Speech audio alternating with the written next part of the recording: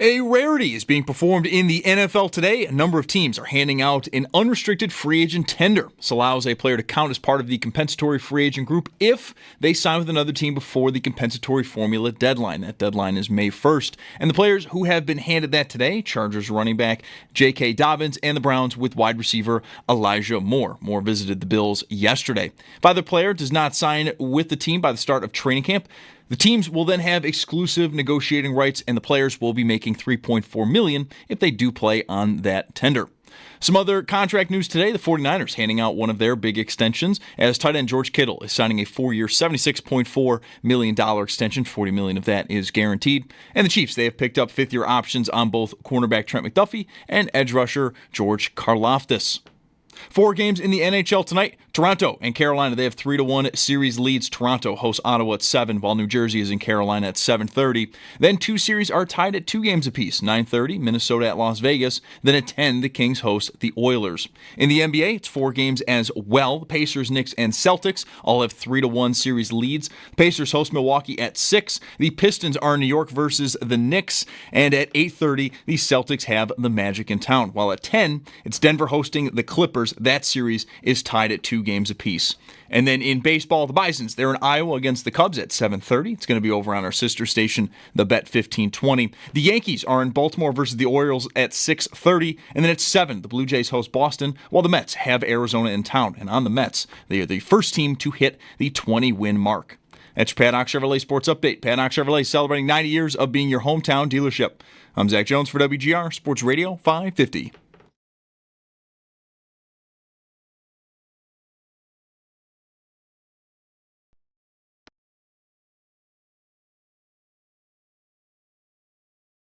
It's Mike Schopp and the Bulldog. I don't think Michael's ever done drugs. It's Mike Schopp. I don't know if anyone's ever offered him any. Let's go over some of the symptoms of marijuana use, shall we?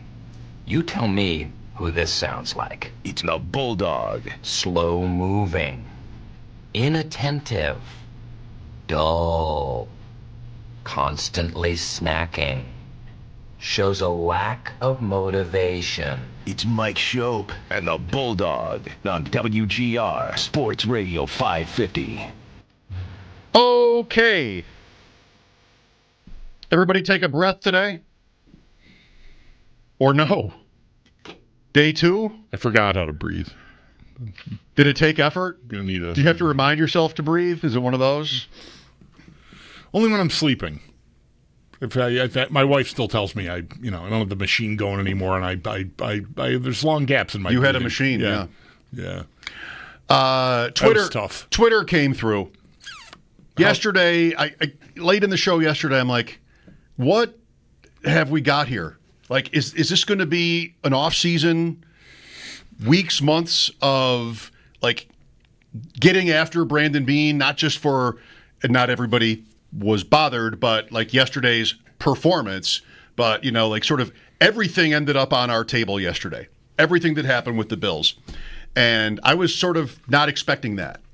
I thought usually, there'd be a number more people than there were here to apologize for him and just be like, go Bills, right? Mm-hmm. Twitter did afford me that. At least. Sure. Twitter reminded me that we're all the worst, and he's human. I was told that one today. He's human. We're not. He's human. Yep. That's what I was kind of more expecting on the air yesterday, just people making excuses for whatever that was, between like weird to unprofessional, whatever that was. It didn't really happen. It did. I mean, you can't overreact to such a small sample size. Even Twitter is a pretty small sample size. Sure. But it did really seem stark how many how many skeletons came out yesterday. Trading up. I mean, Emmanuel Sanders was mentioned yesterday as like proof of their incompetence at that position, or if not incompetence, lack of understanding or commitment, whatever. And so I don't know if I'm here. I mean, I work here. I'm not sure I'm prepared for an entire summer of that, and I doubt there will be one. I feel like it's gonna, it'll run its course eventually. I mean, not that we've got a lot of other things to distract us right now, but eventually, I mean, we're only a couple of weeks away from the schedule. Oh, right. So we need that schedule. So that's coming. Didn't you think during the draft when they brought, I forget the names of the two women who came out on stage to perform that? At least that was on ESPN. I assume that was a part of the draft coverage wherever you were watching it. I thought for sure they were going to announce a game. Like a Green Bay game, like a primetime Green Bay game, just because we're here. And like the announcement is simply that you have a night, you're announcing the announcement, like the date of the announcement. Yes. I don't know. I just thought there would be more there. I thought there might be, I was waiting for, something about a game. I was waiting, as much as I love the schedule, I was waiting for it to end. All right, you're here to tell me that? Great, leave. Right. Well, that's why I thought there was going to clock? be more to it than Leave. just the date of the schedule, because it seemed like a lot to go through to just have that be the result. The of whole that big appearance. script and back and forth, and just Right. like, I'm done. Yeah. I got it. Yeah. Well, I didn't really think about that. I only thought about how last year, if not other years, they haven't released the date in advance.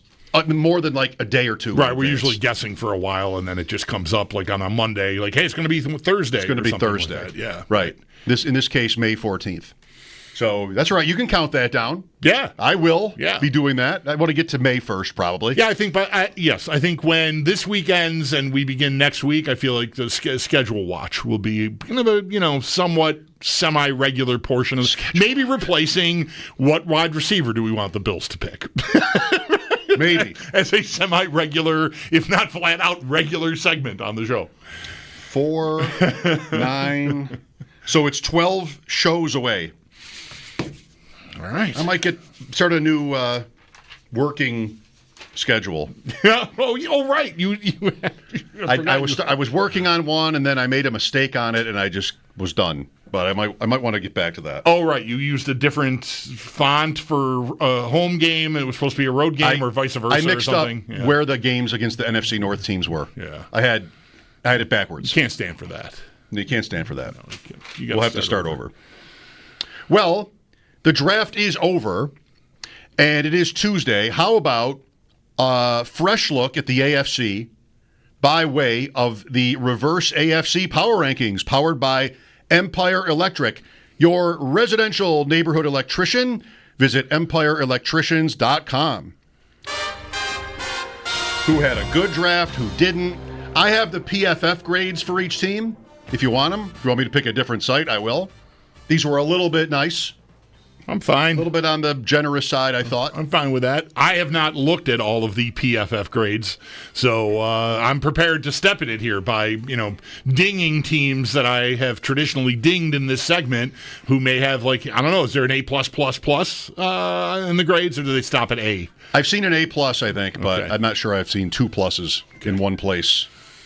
Also, it's a new sheet today, so I don't have, they're up there if you want them, I don't have the last one in front of me to sort of work off of. Going blind.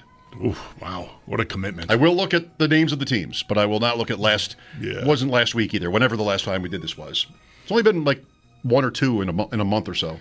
Yeah, we did one on a Friday, I think. Oh. Like Friday before last, I think, was the last time we did this. Good of us to give the Friday listeners something. All right, 16. Well, despite not having the sheet in front of you, I do recall who was in the 16th spot last time, and I am not necessarily of the mind to change off of that based on the results of the draft. Again, not knowing what kind of grade they got. But I know that the Pittsburgh Steelers only got around to addressing quarterback with mid-round Will Howard, I believe. Yep. So I think it's fair to question what exactly their plan is there. And if it is still waiting for Aaron Rodgers, that is sad and pathetic, and they deserve to be in the top spot here, in my opinion. Pittsburgh, B+. You don't care about that then? No, I really don't. They didn't have that many picks either. No second-round pick.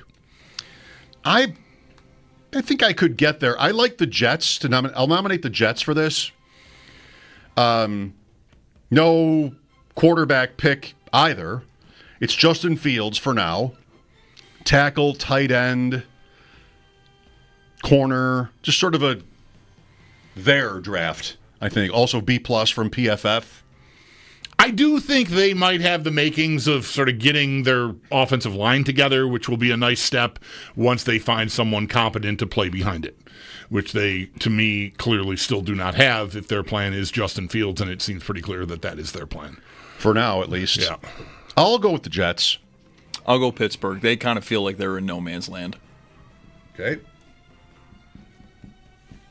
15. I can get there on the Jets with you. Okay. 14. Cleveland. That shot of Kevin Stefanski and Andrew Barry having the really sad golf clap when they drafted Shedeur Sanders. They did that for everybody. They did that for everybody, but it felt like a low-stakes hostage situation that Jimmy Haslam called up and went, it's our last pick. You know who you have to take. That whole building feels super uncomfortable. What have they got? Flacco, Pickett. Is Flacco the betting favorite to be the starting the opening day starter there? I don't know. Probably. Probably. I feel like I was told that. Maybe my kid mentioned it. I don't know. I'm not combing that corner of the betting internet to find out what the odds are on starting quarterbacks for the Browns or anyone else for that matter. But I heard something about that. So it's the Browns have Flacco, Pickett, Sanders now. What else is going on? They got like two other guys, too? Dylan Gabriel as well. Dylan Gabriel, they drafted ahead of Sanders. That's right. And then Deshaun Watson is still technically on the roster. Oh, right. Yeah. It's not great. I would love to know, was it the owner who stepped in and just how, but what they, really might have had planned. It was also, even though it was early in the 5th round, it was their last pick. So it had the vibes of the fantasy guy that is just like exhausted. I wanted to come out of this. I got to get out of here. I wanted to come out of this with this guy, and now I can do it. Maybe and then that, I can go home. Just somebody who wants to leave. Okay. Because, by the end rounds in your fantasy draft, everybody's walking around. I definitely have experience with both of those. I really wanted this guy. I can get this guy now. I'm going to get this guy. And also, my God, when is this ending? I need to go home. Yeah, it's time to wrap this up. The Browns gave off some it's time to wrap this up looks there. Feels. Okay. I do like the Hunter trade. I mean, they drafted a second one also, but they got a running back at 36 from one of Jacksonville's picks and the first next year. It's, not a sure thing. It never is, because Hunter might be incredible, but they're armed. I thought it was worth doing. Yeah, they're armed. I agree. Not that you wouldn't expect to figure out quarterback eventually, but from a roster building standpoint, I know you got to get the guys you can get when you can get them, but I never like the idea of I'm going to draft this receiver. We're going to pay him a massive contract. He's the second pick in the draft, and we don't really have quarterback figured out. And so his first year, maybe by year 2, but that's probably a rookie. So did we get that right? Training wheels. You're into year 3. Maybe before you even know if you have quarterback figured out. So you've burned through the front end of that rookie contract for the receiver without really having any stability at quarterback. Maybe. So I don't like paying a big price for an asset like that I'm not sure I'm ready to use effectively. I do hope that the quarterback competition there, if there is one, sounds good. It's not just meaningless comments from the coach that you really can't believe. I want it to be a real one, whatever that means. Even if it's just the 2 rookies. Somebody's probably not on the team, I would think, if you've got these 4 guys. Yeah. Although maybe you could put, if not Sanders, Dylan Gabriel on the practice squad and get away with it. I mean, he was not a great prospect. Okay, Browns. 13. Tennessee. All right. Long way to go here, Titans. A lot of work to do. And really, only so much optimism for Ward. Yes. He has his supporters, and so does the pick. Passing on Hunter and Abdul Carter for Ward, all right, we get it. But it's not the perfect year to be in that spot. And that's what they did. Tennessee got an A from PFF. Probably helps to have the 101. 12. I'm inclined to say Miami here. Whoa. Which is early for me. I recognize. That was halfway between whoa and wow. Yeah. Please spell whoa correctly, world. WHOA. Thank you. Miami at 12. It's not WOA like Noah, like you see all the time. Right. Not an H on it. It's not the word Noah, only with a W. I just feel like everything's off there, to me. Just a little bit off. I think they probably are going to regret not moving on from the coach already. Like this year feels like the year where the football world's going to look at the Dolphins and go, I guess that didn't work. They gave it one more year because there was so much promise at the beginning of it, but I just think it's going the wrong way there. All right. It's different. 11. Indianapolis. Okay. My ADP chasing team thought Indianapolis should have drafted Sanders or Milroe on day 2 because just like, as they put it, thinking about quarterback probabilistically, you don't really have it. Why not get someone else and make it interesting? But of course, and they didn't need to be told this, teams never do that. Teams almost never do that. The Browns, here are kind of doing that by drafting Sanders after the other guy they picked. But the Colts have enough stuff to deal with already with the 2 guys that adding another one who might just immediately look better than both of your other 2, they're not going to want to sign up for that. And they didn't. But you get the logic. I get the logic, yeah. Maybe a further deterrent to doing that is that one of the guys that would have made sense, you mentioned, like Milroe, is compared not all that favorably with Richardson, right? Like maybe Richardson is the reason Milroe wasn't a higher pick. If Milroe comes along when Richardson came along, maybe Milroe's the 5th pick in the draft, like Richardson. But now there's like orange caution tape or yellow caution tape all over that idea. So we better not Toolsy. That maybe that's not the best idea. So like adding him specifically not that they would have to have added him, but he would have been a candidate at that spot. I think. Mm-hmm. would have been weird. What are we doing here? We're getting another guy that can't play. Just how does a coach what I said about the Browns is I kind of want to think Stefanski can handle it. He's been around. He's had success. I don't know if the Colts guy can handle it. So all the more reason, not that that's like a good reason, but maybe it isn't a bad one either, to avoid further drama. 10.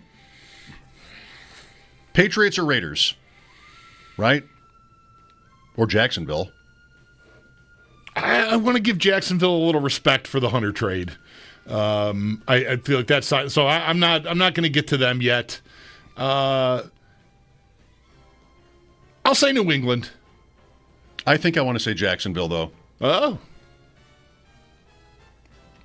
Jacksonville has a chance to be fun. I still don't know how talented they are. I'll go Jacksonville here. I think New England is starting to make sense. Jacksonville at 10. 9. Jacksonville at running back will be very interesting. They drafted a guy, one of the many running backs to crush on, Bashal Tutin.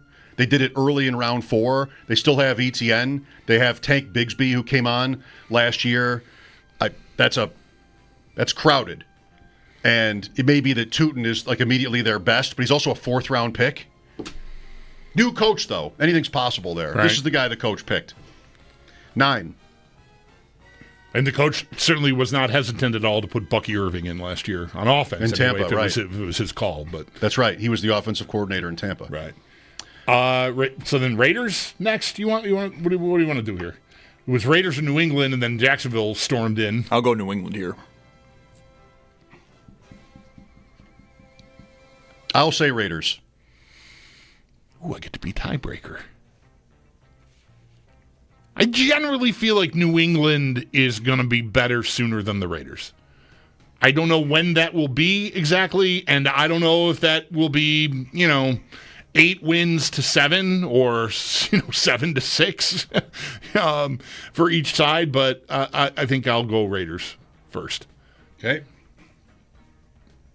Jack Besh to the Raiders in round 2. Genty, I'm just excited to see it. I could never get to, I want my team to do that, a running back so early, but I'd also think, it's going to be fun and interesting. So there's that. New England at 8, then? Sure. Drake May, Travion Henderson, if not also Stevenson, Diggs, Kyle Williams, receiver in round 3 for the Patriots. Diggs is a question mark, so is any rookie, but Henderson seems pretty exciting, and it's starting to look like maybe they're not. They drafted a kicker in the 6th round. Maybe they're not just completely empty, cupboards. Yeah, they got the tackle with the short arms and the short wingspan, but I think the guy's going to be a hell of a football player for them. So I'm all right. I like them. At 8, big fall for New England. They've got to be excited. Got to tell Mike Giardi on Thursday that New England is down to 8. They're sniffing at a playoff spot here. Wow. And on this list, easily the second best AFC East team. 7. Houston. Sure. I think I like them less than both of the other 2 AFC West teams that aren't the Chiefs. Woody Marks. Houston drafted running back Woody Marks. Way higher than the consensus had him. He's the guy who went as Woody 7 years in a row on Halloween. Okay. And took on the nickname Woody. 4th round pick. Ahead of Dylan Sampson, who had, I think, way more love in the draft world than Marks. And they traded up for him. Marks off for that. No pun intended. 6. Denver. Bengals. Ooh. Bengals. Wow. All right. They drafted the way they should have, and nobody liked their draft. I shouldn't say nobody. But everything I read on the Bengals was, good idea. Evan Silva was this way. PFF was this way. Good idea, but not the right guys. Maybe Mr. Goodberry would see that differently. What does that mean? Like positional, like you did what you should have done positionally, but picked the wrong players for those positions. Yes. Okay. Shamar Stewart in the first round, Right, okay. but he didn't really do anything. Right. And then linebacker Demetrius Knight in the second round. All-around linebacker, one of the older prospects in the draft. Maybe, just sensible, safe even, but how good are your new players? 5. I guess I'll say Broncos again. I'll say Chargers. Broncos. Those 2 are always close. 4. Chargers. Yep. Let's keep them close, right? 3. Bills. Sure. 2. Baltimore. Kansas City. Yeah, I'm going to say Chiefs too. Okay. I had a feeling of let's see order restored with the Chiefs at 1, but there were good reasons to knock them. Their offseason pre-draft was criticized, more losses than gains, and people liked their draft and, the Bills and the Ravens, but we had, them ranked lower or higher in this case before. They did win the AFC. Omar Norman Lott, round 2. Defensive tackle, right around where the Bills would have picked. And my buddy and I, watching night 2 of the draft, were having fun with, you're going to get calls.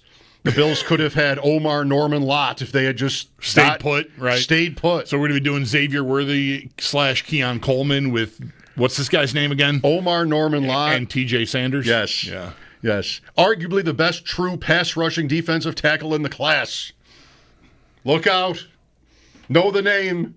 Wow. Or do yourself a favor and not know the name. Just, enjoy the sunshine today. 803-0550. Maybe you're feeling some carryover from yesterday. Something you wanted to say that didn't get said or whatever. We'll look for that and talk more about the draft and other things. Reverse AFC Power Rankings on WGR, powered by Empire Electric, your residential neighborhood electrician. Visit empireelectricians.com.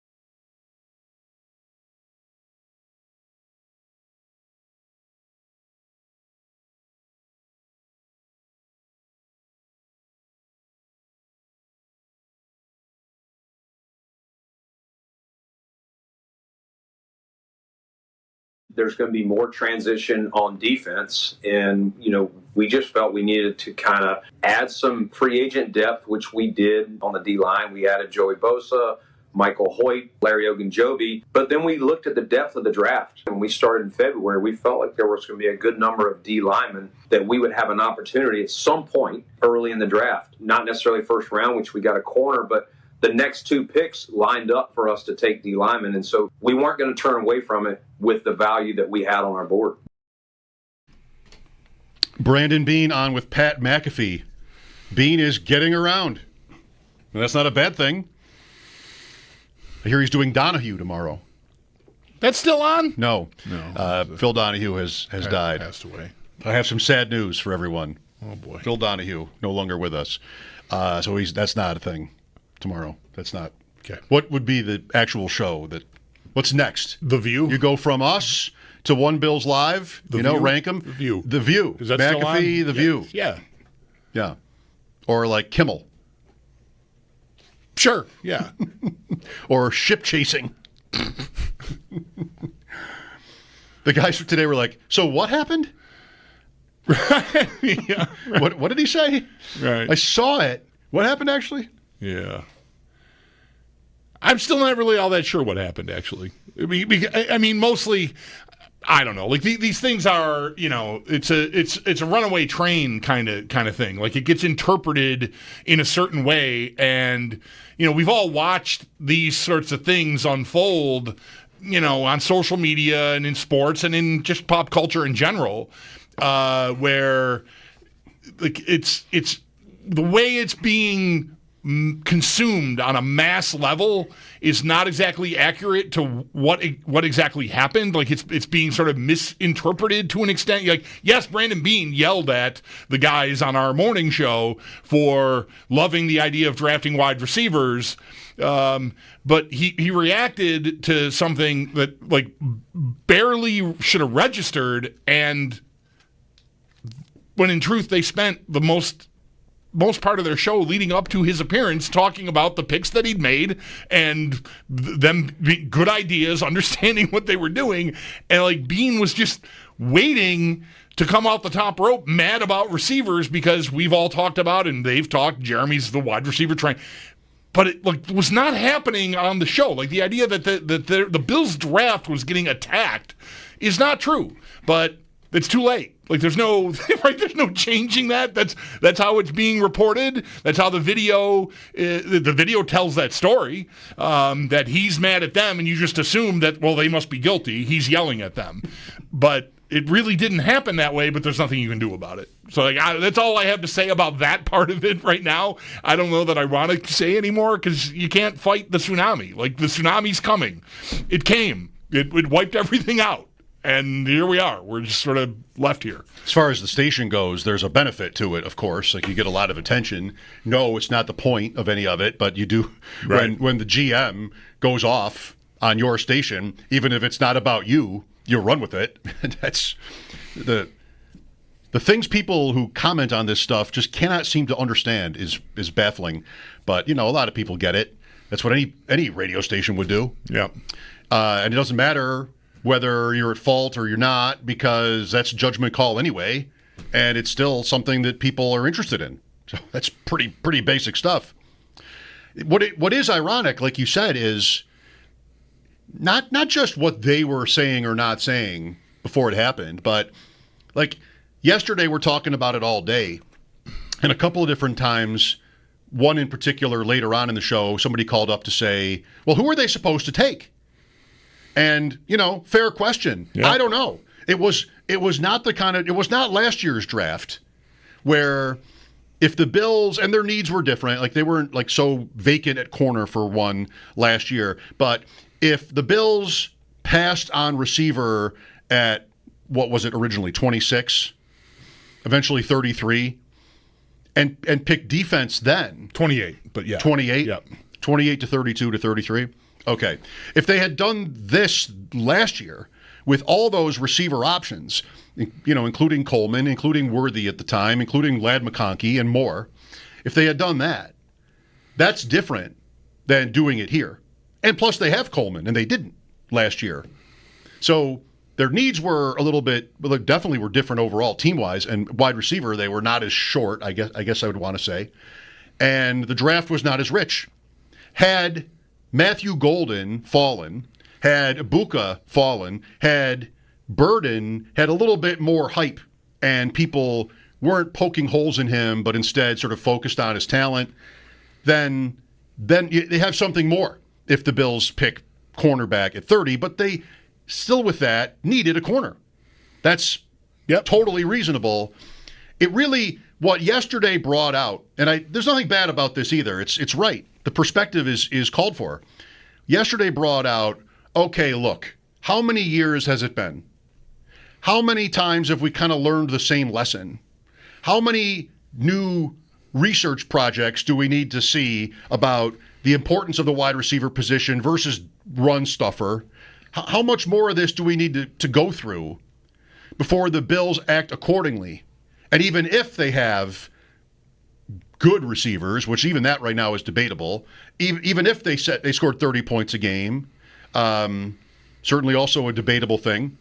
Even if the draft isn't long for receivers, still, you pick Burden, right? You do that. Or you pick Jalen Royals in the third round or whoever you liked. Yeah. That argument is being made, and it is in the big picture with all the times. That's, I think, the most telling data or take of the whole thing is all this many years, even with totally reasonable points made about what they needed on defense, you have an organization that has poured money into the defensive line. And what have they gotten out of it? Mixed. I mean, to be fair, not terrible, but mixed results. They're not dominant up there. Far from it. They're all right. Like they've had some very highly rated defenses as part of that. But I can understand their desire to remake the depth chart there. On the back end as well as up front. It's really more about it's not even so much. I think because I also think, who did you want them to pick is a good question, right? Because for me, it's just, I don't know, just someone, right? Just try someone. I don't know, the Utah State guy in the fourth. Try someone that has a chance to maybe to add to what you've got here, because there's just, I don't think they've had enough there, and that's it. So it's more like a year-over-year frustration. Like, I don't leave the desire to get better there at the doorstep of last year or the year before when they drafted Kincaid and then Coleman in back-to-back years with their top pick, because neither of those have had the desired impact yet. And, that doesn't mean that their careers are over. I know they're still here, but I got to keep trying until I get, if someone I'm going to pick on Saturday is going to take a year to develop anyway, well, let's get the clock running on that. I need someone who might have to wait in line for a little while and then get their chance, behind Curtis Samuel or something. And, more than just a practice squad guy.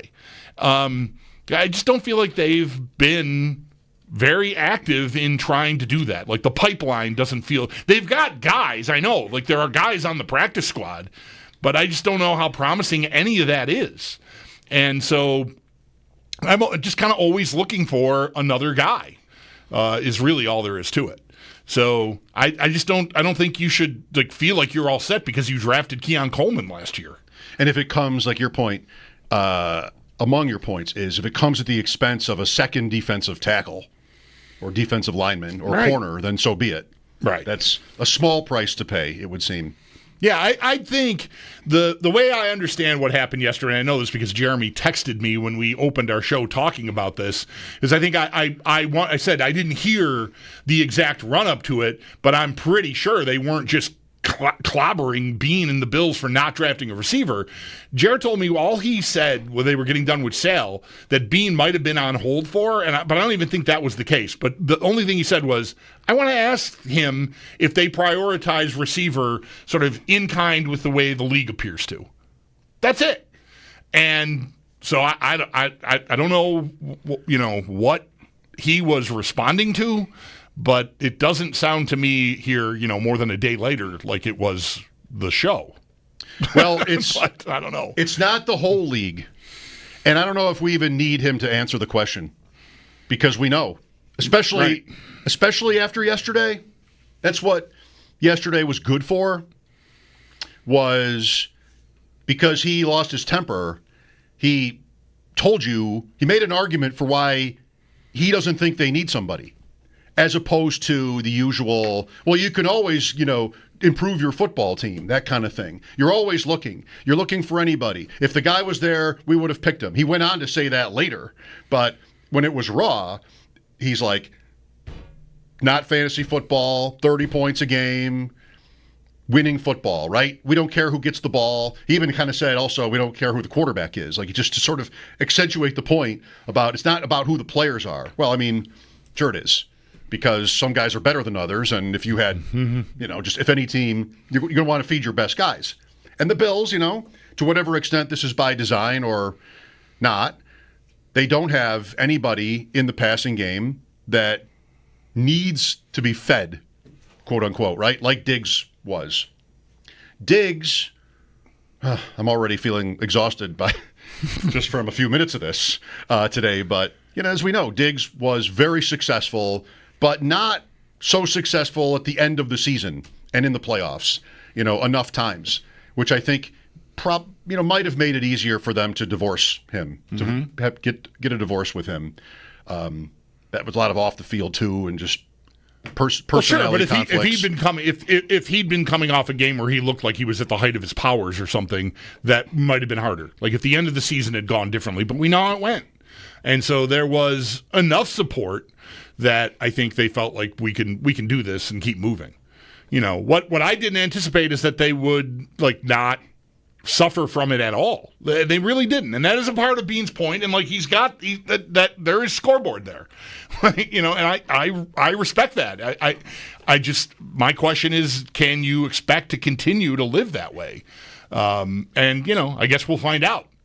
And then we'll find out if October comes and they realize, hey, you know what? We got to do this thing again where we go trade for a guy. Because that is, again, that's a part of what told me they still have an opening, is that they haven't really replaced the guy they lost. They went out and got last October. One thing I said yesterday was what you, I think, had in his comments is almost what qualifies as a promise that they're not looking to add anybody else. If they get into the season or there's an injury and circumstances change, then it's not like they wouldn't be allowed to do it. But he's clear that he's not looking to do it. Right. If we're sitting in here one day and something reignites the conversation about Brandon Ayuk and the 49ers or something. We can't play in that we are sandbox. We are not, at the top of the list there in the betting odds, I don't think. At least I wouldn't expect that we would be, and I just wouldn't take it seriously at all, because I agree. I think once the season gets here, then it's different, because we were talking the same way last fall, early, before they made the Cooper trade. Everybody eats. Can they really make a trade for a receiver? It looks like you're turning your back on, what the plan was. But they got over that and made the move because they thought they needed to make a move. So the same thing could happen. I'm not rooting for that. I mean, I hope this all works. I hope Josh Palmer turns out to be like a suitable Amari Cooper replacement. Maybe he will be. I don't know what in his career would tell you that to this point, but that doesn't mean it still couldn't happen. I think what you got to hope for with Palmer is, because of the kind of receiver he is, this is a good thing, and it helps. It sort of makes the signing make sense, is the separation piece. And, if it's deep routes, even better, because those are game-changing plays. There's just not going to be a lot of it. I don't think there's any real chance with Palmer that it's, 5 catches a week or anything like that. What is that, 80, 85 catches? I'd be shocked if we get even close to that. But all of this, and I think we'll probably get back to this maybe many times, whether it's receiver or pass rush, any particular thing, it really is about the playoffs and the fourth quarter of a close game, and do you have a guy that you can trust? And again, that can be offense or defense, because they will be in the playoffs. It would be a catastrophe if they were not. The division appears to be terrible. You're playing for January. And so, do you have somebody, in terms of receiver, do you have somebody that you would want to throw the ball to, that you would want to throw the ball to on a critical play in the playoffs? Is that Shakir? Is that good enough? I mean, I think that I don't like it that way because it's a long season and you never know what's going to happen. But I kind of do think this team is in a position where, and so is Kansas City and a couple other teams, where really you can think about it that way, I believe. Sal coming up at 4. Mike Schopp and the Bulldog here, WGR.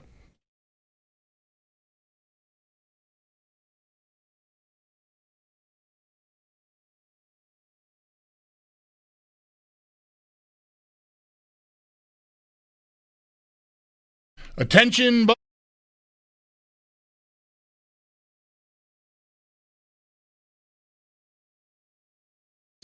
I mean, Beane, the question for Beane, what we're going to have next segment is, relative to their peers, they do not invest in the position, period.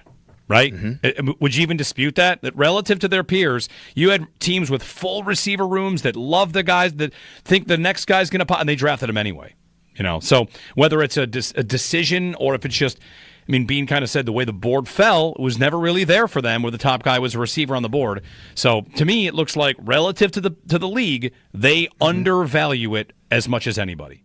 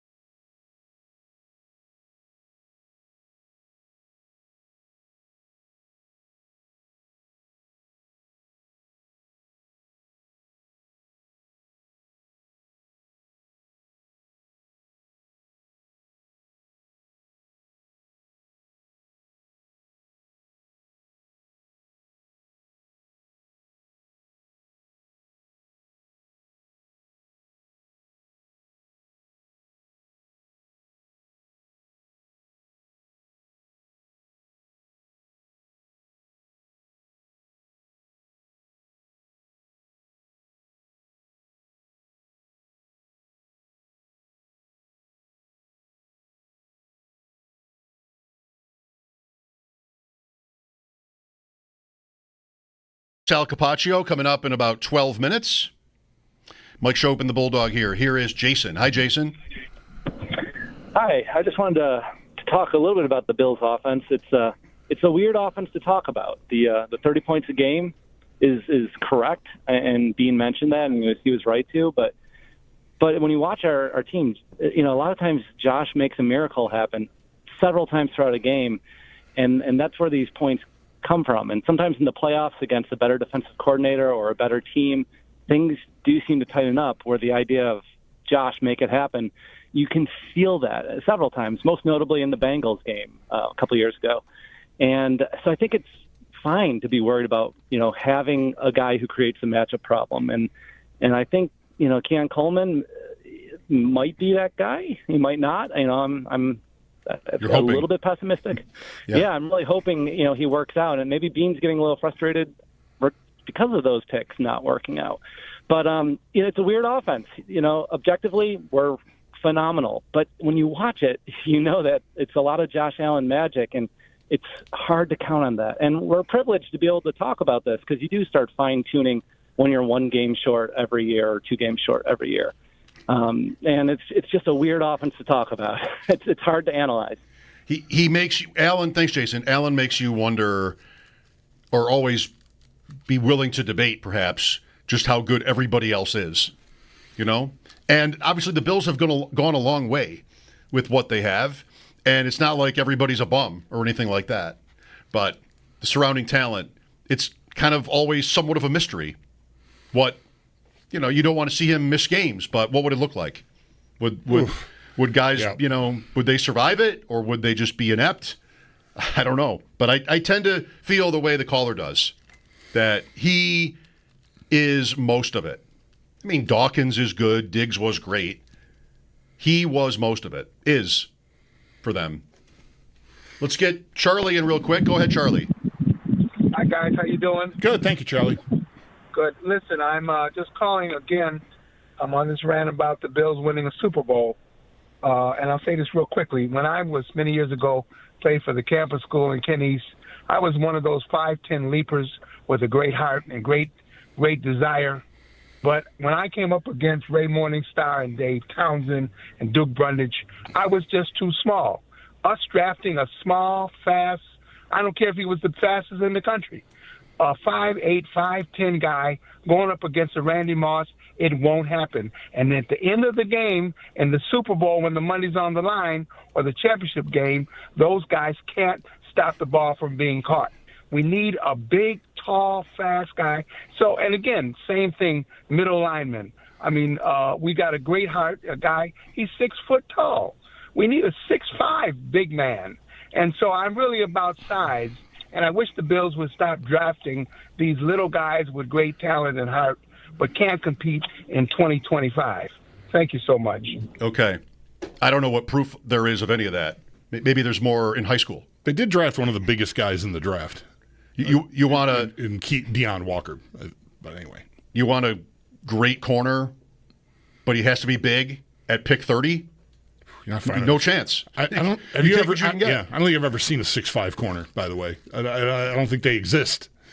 If you're 6'5" and have those skills, you're probably playing receiver. Yep. Thanks, Charlie. Mike Schopp and the Bulldog here with Sal next on WGR.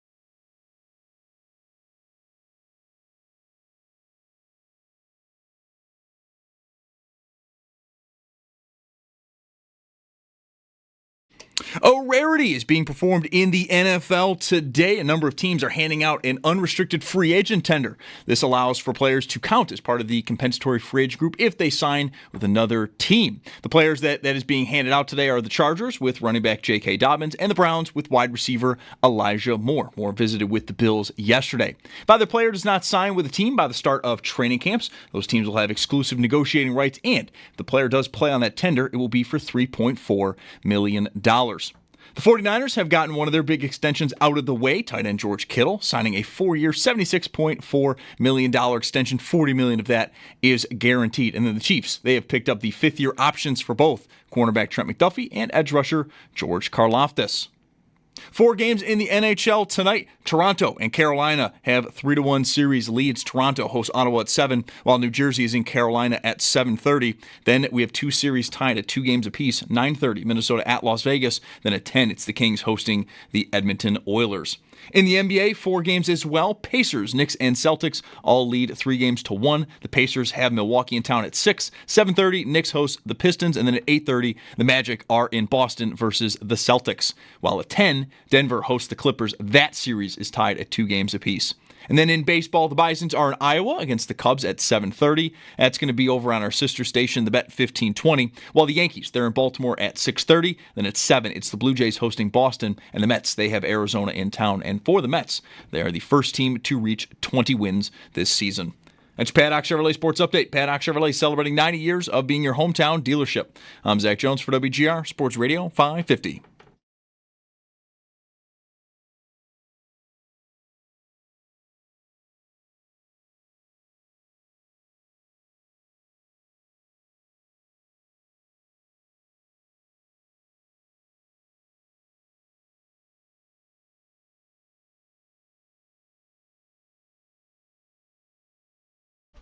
Well, much of yesterday, at least in here, post-draft was talking about what the Bills didn't do.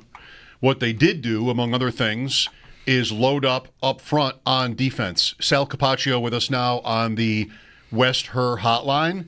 I promised myself not to ask a wide receiver question first because there's no reason to, really. We can't just keep living in this world where we focus on that. Spend enough of that time, spend enough time in that world before the draft. So, Sal, to the best extent that you can, tell us what you think the Bills' defensive line will look like. Like, which guys, where, rotational stuff. I mean, what do you think at least maybe they want it to look like? Yeah, and if I can, guys, I think there is a discussion about wide receiver just on the Elijah Moore mechanics because of what happened yesterday. Okay, we'll get to that. Good. Yeah, I wanted to ask you about that tag or whatever's going on there, but yeah, we'll get to it. Yeah. Yep. So we'll do that. All right, so defensive line. The way I see it, we know Michael Hoyt is suspended 6 games. We know Larry Ogunjobi is suspended 6 games. I believe it will be, let's see, on the edge, you're going to have Greg Rousseau and Joey Bosa, backed up by A.J. Epinesa and Landon Jackson. Javon Solomon, probably, whether you want to go Javon or Landon Jackson, one to me would be more of a special teams guy. They both will be. The other will play a little bit more as a main backup, probably. But I think your top 4 are Rousseau, Bosa, Epinesa. Top 3 are Rousseau, Bosa, Epinesa, and then one of those 2, Javon Solomon or Landon Jackson, wins more of a rotational job, while the other becomes more of a special teams guy. I think they're battling for that spot, essentially. Is that while Michael Hoyt is suspended, or is he just kind of all over the place, so you don't want to really be pinned down on where he's going to work necessarily? I am only going by week 1. Okay, gotcha. I think it's really tough to project into week 7. We could do that only because, man, there are so many things that happen in 6 weeks, right? Guys get hurt, guys get nicked up, all those kinds of things. I think when Michael Hoyt comes back, if everybody is healthy, then you have a decision to make over there. And again, maybe there's a guy that's getting a little nicked up, something like that. Mm-hmm. You could always carry an extra guy there. So we'll see. That's a big decision. That being said, because Michael Hoyt does have position flexibility, you could still go with the same guys and just use Hoyt more as a piece around your defense. He can play a little bit of linebacker. He can play, up front, of course. Defensive tackle. I think you still line up with Ed Oliver and Daquan Jones as your starting 2 defensive tackles. Dwayne Carter, to me, is a main backup, and I see TJ Sanders and Deion Walker both on the team, one of them inactive on game day, and one of them active on game day, most likely at this point, you'd probably say Walker because he is dealing with a back injury. They're going to take it slow. I would not rule out at this point. I'm not saying that I think Deion Walker will be not ready for the season. I don't want anybody to misconstrue that. I'm just listening to Brandon Beane talk about him, and I would not be surprised if they use one of those two designations on cut-down day for IR to return that they can do now. You know how they started that last year? No longer a parking lot cut. Just wait out there. You got to make the 53. You don't have to do that anymore. You could tell a guy, hey, we're putting you on IR now. We're bringing you back in 4 weeks. And he doesn't even have to make the 53. I wouldn't be surprised if that's Deion Walker. I'll say that now here, as we said on April 29th. Okay. That seems pretty, stout. I mean, you've got a lot of names here. Plus, Ogunjobi will factor into this, too, at some point. They wanted to get stronger and deeper, and they did. There's no question. You're mentioning, 3 rookies, or at least 2. 3 rookies here. Yep. Of course, Bosa. I think the question comes for me, guys, and I think it's a legitimate question. Is you're not going to release Deion Walker and T.J. Sanders or Landon Jackson, right? It's just not going to happen. Those guys are playing. They were drafted. You're not subjecting them to waivers at the end of training camp. They're making the 53. There's almost no doubt about it here. The question for me is there a veteran that all of a sudden is out of a job? I think you at least have to consider that possibility with both A.J. Epinesa and Daquan Jones. Not for money possibilities. I mean, yes, it would be for some money, but it would be just because where are the spots for these guys? And maybe you could save some money along the way. I've always said A.J. Epinesa as a post-June 1 cut actually saves you quite a bit of money, by the way. Take a look at it. Right now, I'm not predicting they're going to cut A.J. Epinesa, but I think you have to at least consider that one of these veterans could be somebody that they wind up releasing or trading, by the way. Yeah, it might really come down to how much do they feel like Solomon progressed through an off season as an NFL player, and do they trust him enough? And is Landon Jackson a reasonable plug and play as the backup role that A.J. Epinesa has been occupying really since he got here, right? He's always been the first guy off the bench, basically, at defensive end, right?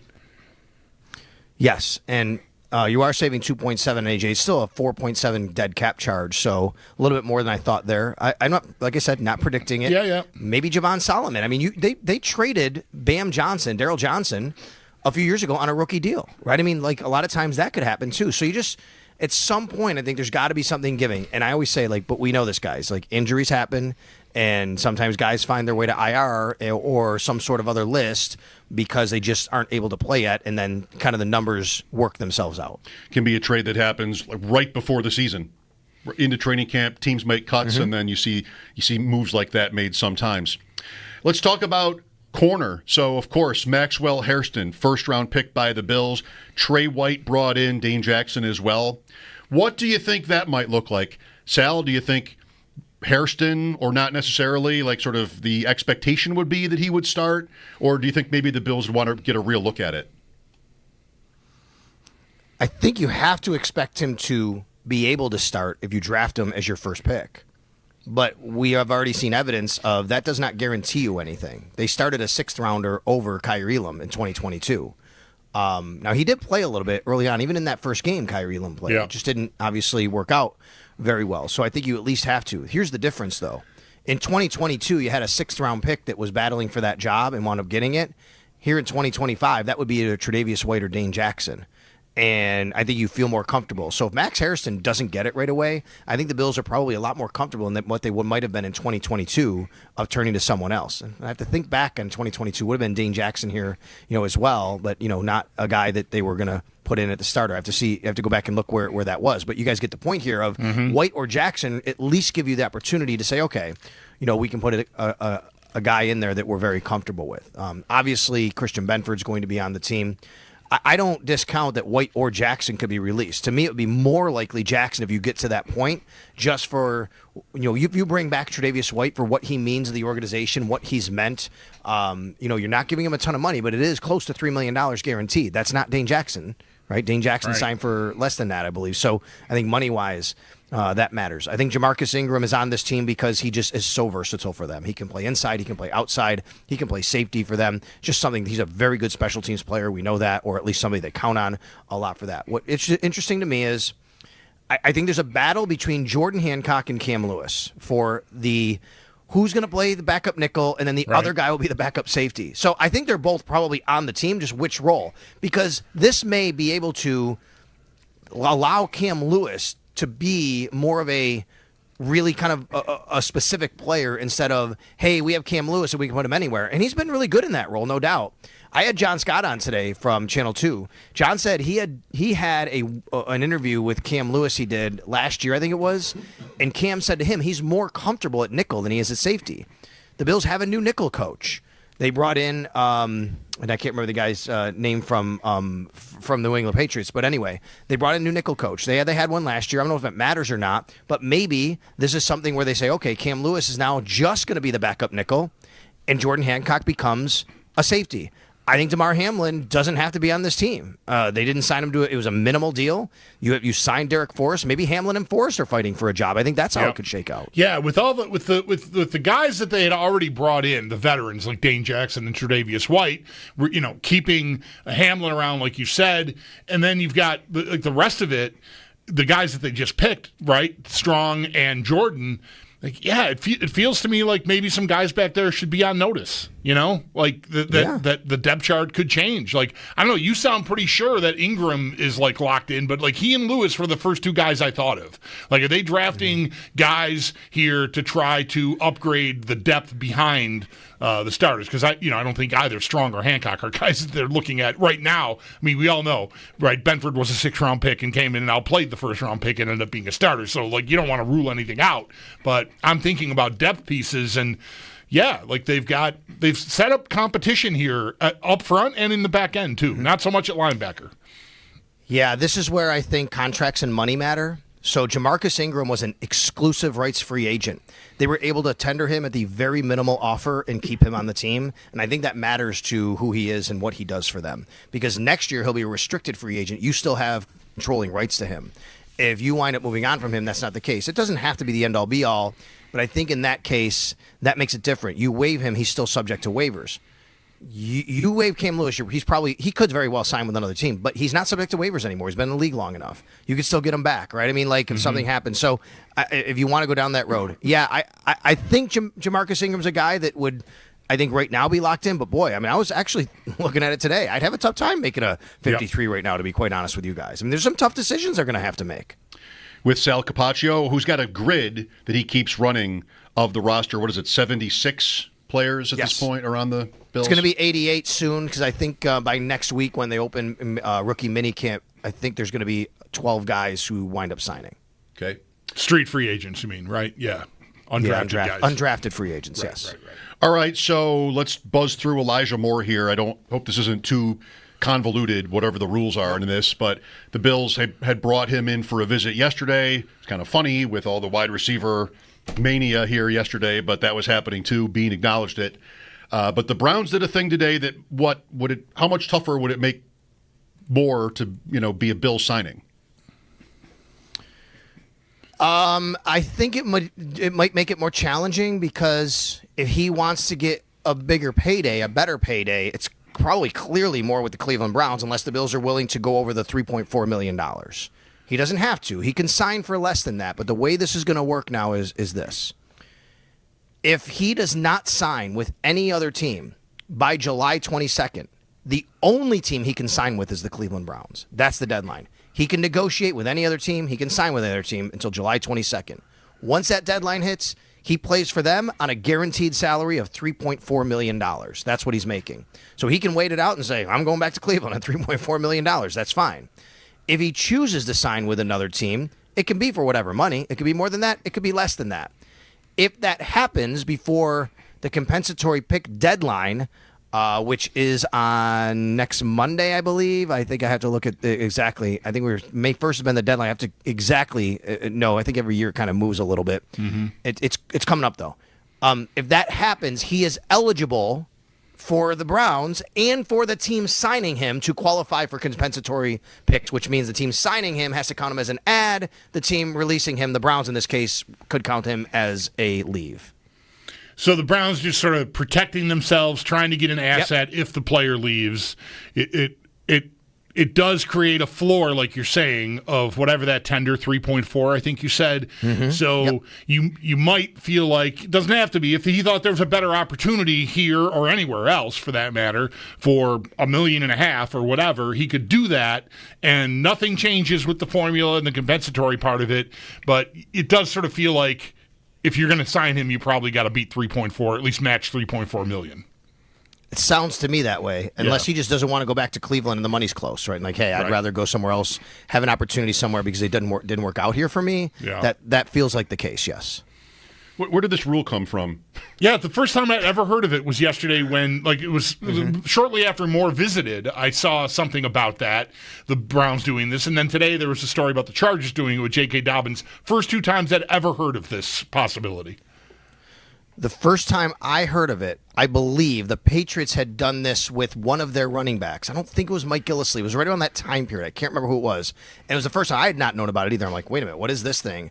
And everybody was praising Bill Belichick because he's playing chess and everyone's playing checkers because he did this, right? I mean, that's literally why. And I'm like, okay, well, I guess it's a good rule, but I don't know if it mattered at the end of the day. And then this thing came up again over the last 24 hours. And by the way, it's him and J.K. Dobbins. I think you guys just said that. But J.K. Dobbins, they both have done this now, them and the Chargers. And it's the team's call.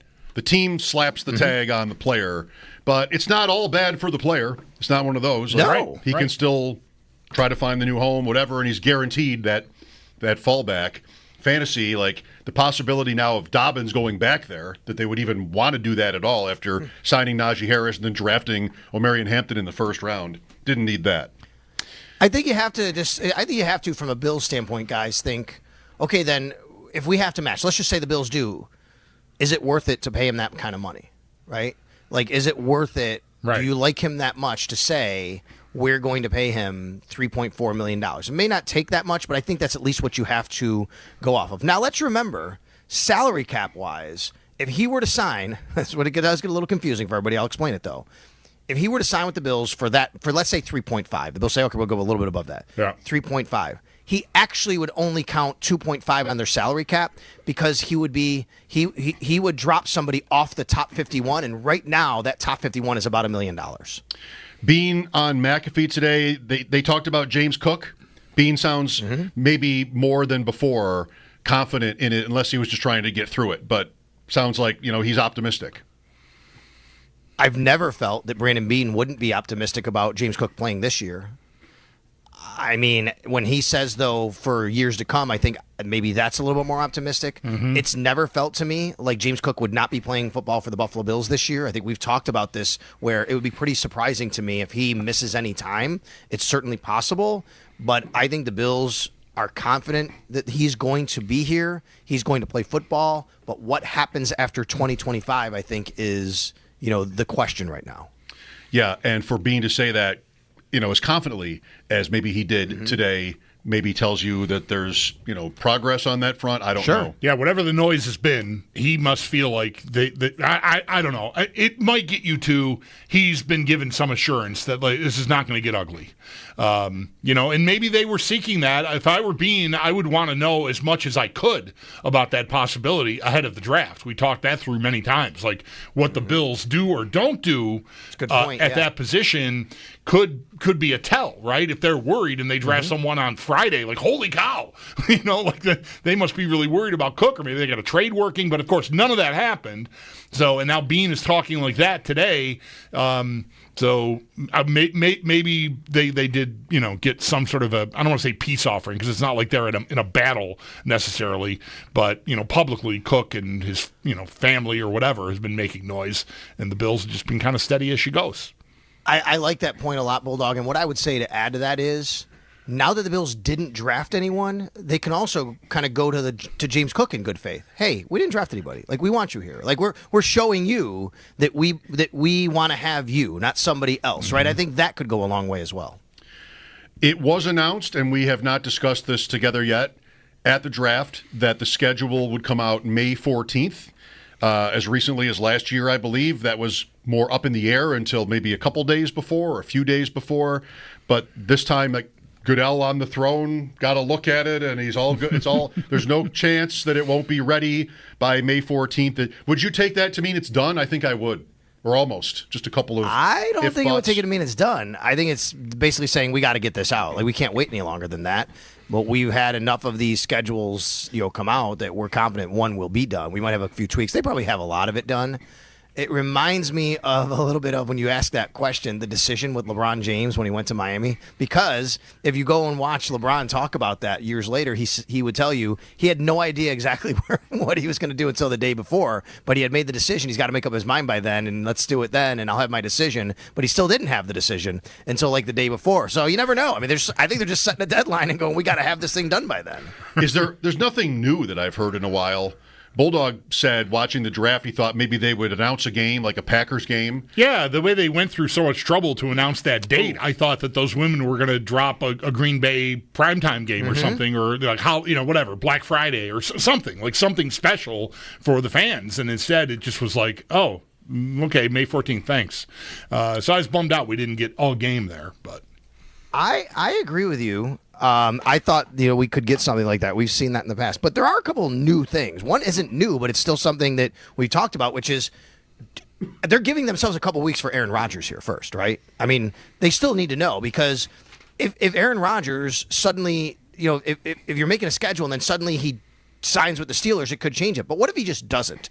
What if he says, I'm retiring? And you had the Steelers in all these different primetime windows or something like that. And you're like, I don't know if I want to do that now. Right? Like, I think that gives them that out. But the other thing is, did you guys see a couple weeks ago, Mark Murphy, the president of the Packers, who's from Buffalo, obviously. People didn't know that, I guess. He said the Steelers, he believes, will most likely protect the Green Bay game to not play in Ireland.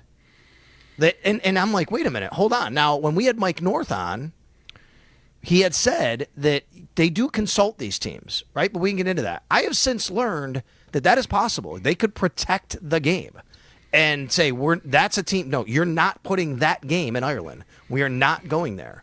I don't know if they've protected it, but Mark Murphy believes, the president of the Packers, that the Steelers will protect that game. And if that's the case, that opens up the door more for maybe the Bills to be that team. See the thing about Derek Carr, by the way, before you go, in church the other day, talking about confirming his shoulder injury and kind of sounding like the Saints are evil. I didn't watch. I saw it referenced, but I did not watch the video, so I did not know what it.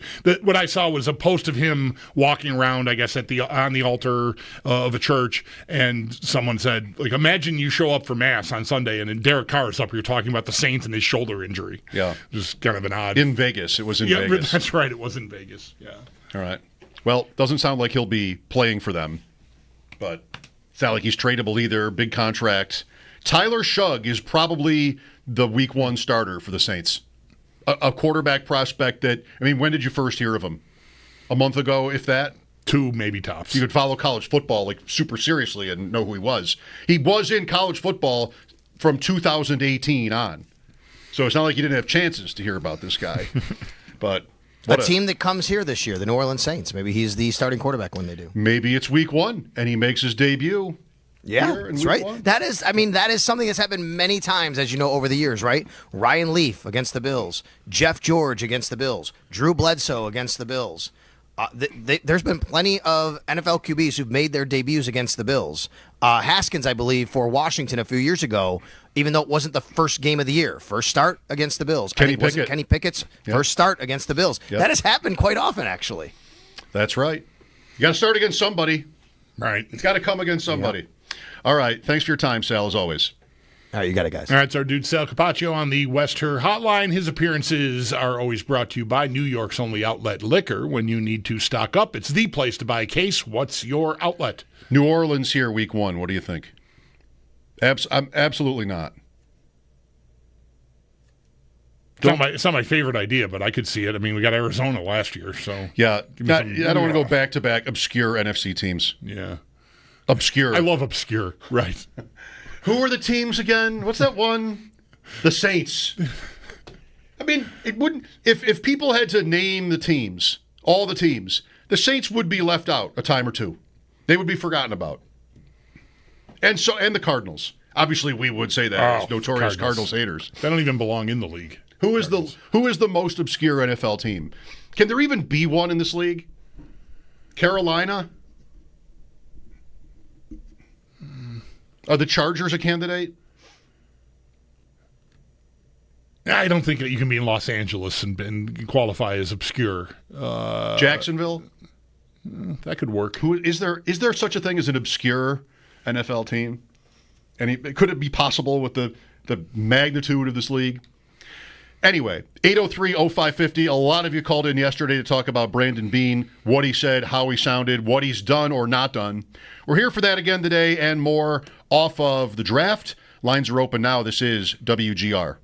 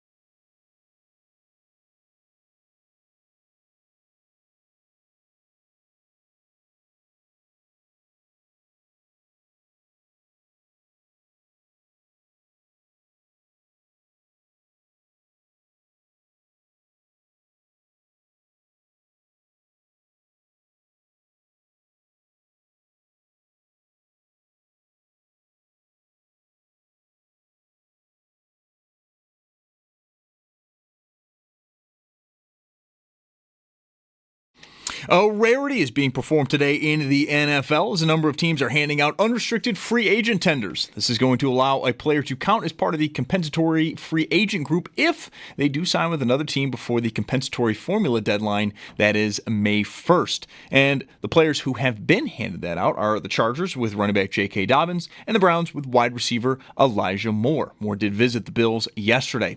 If either player does not sign with the team by July 22nd, the teams will have exclusive negotiating rights and the players will be making at least $3.4 million. The 49ers got one of their big extensions out of the way today. Tight end George Kittle signing a 4-year, $76.4 million extension. $40 million of that is guaranteed. And the Vikings, they have reached a 1-year, $23 million extension with linebacker Andrew Van Ginkel. $22.4 million of that deal is guaranteed. 4 games tonight in the NHL. Toronto, Carolina, they have 3-1 series leads. Toronto hosts Ottawa at 7, while New Jersey is in Carolina at 7:30. Then 2 series that are tied at 2 games apiece. 9:30, it's Minnesota at Las Vegas. Then at 10, the Kings will host the Edmonton Oilers. And then in baseball, the Bisons are in Iowa against the Cubs at 7:30. That's going to be over on our sister station, the Bet 1520. While the Yankees, they're in Baltimore at 6:30. Then at 7, we have the Blue Jays hosting Boston, and the Mets have Arizona in town. The Mets are the first team in MLB to hit 20 wins this season. It's Paddock Chevrolet Sports Headlines. Paddock Chevrolet celebrating 90 years of being your hometown dealership. I'm Zach Jones for WGR Sports Radio 550.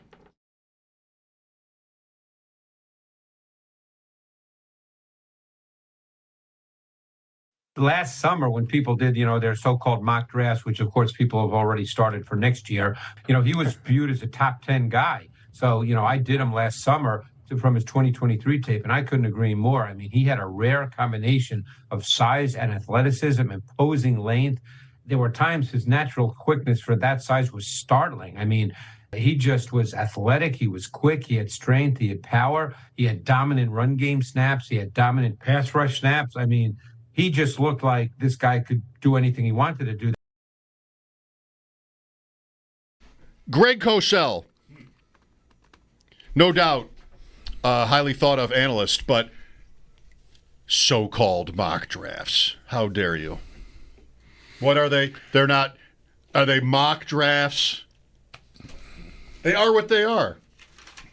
They serve a useful purpose, and people enjoy them. Who are these people? Do you know these people? Yes, are you these people? You are too, these people. We are all these people. We love the mock drafts, don't we? Like, we ate them up. I have never in my life one time looked at a mock draft in the summer before a college football season. Well, I'm not talking about when.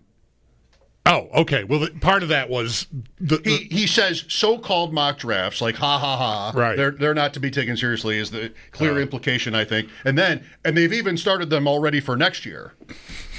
Okay, I mean, some people are insane about it, but All right. I thought the whole thing was about so-called mock drafts in the summer, which is, like, I would agree, like a mock draft in the summer doesn't seem that functional, i.e. the player he's talking about there is Deion Walker, 4th-round pick of the Bills, looked like off his 23 tape going into the 24 season, someone who's going to be a monster early pick, and this year there was a back injury and he just wasn't the same player, and the Bills got him on Saturday at the draft. So yeah, that I didn't realize that he was like there was an all-encompassing down-the-nose look at mock drafts there. I thought it was specific to the summer. Yeah, I trust that you heard it right. I was probably distracted. You could say I'm taking a small leap.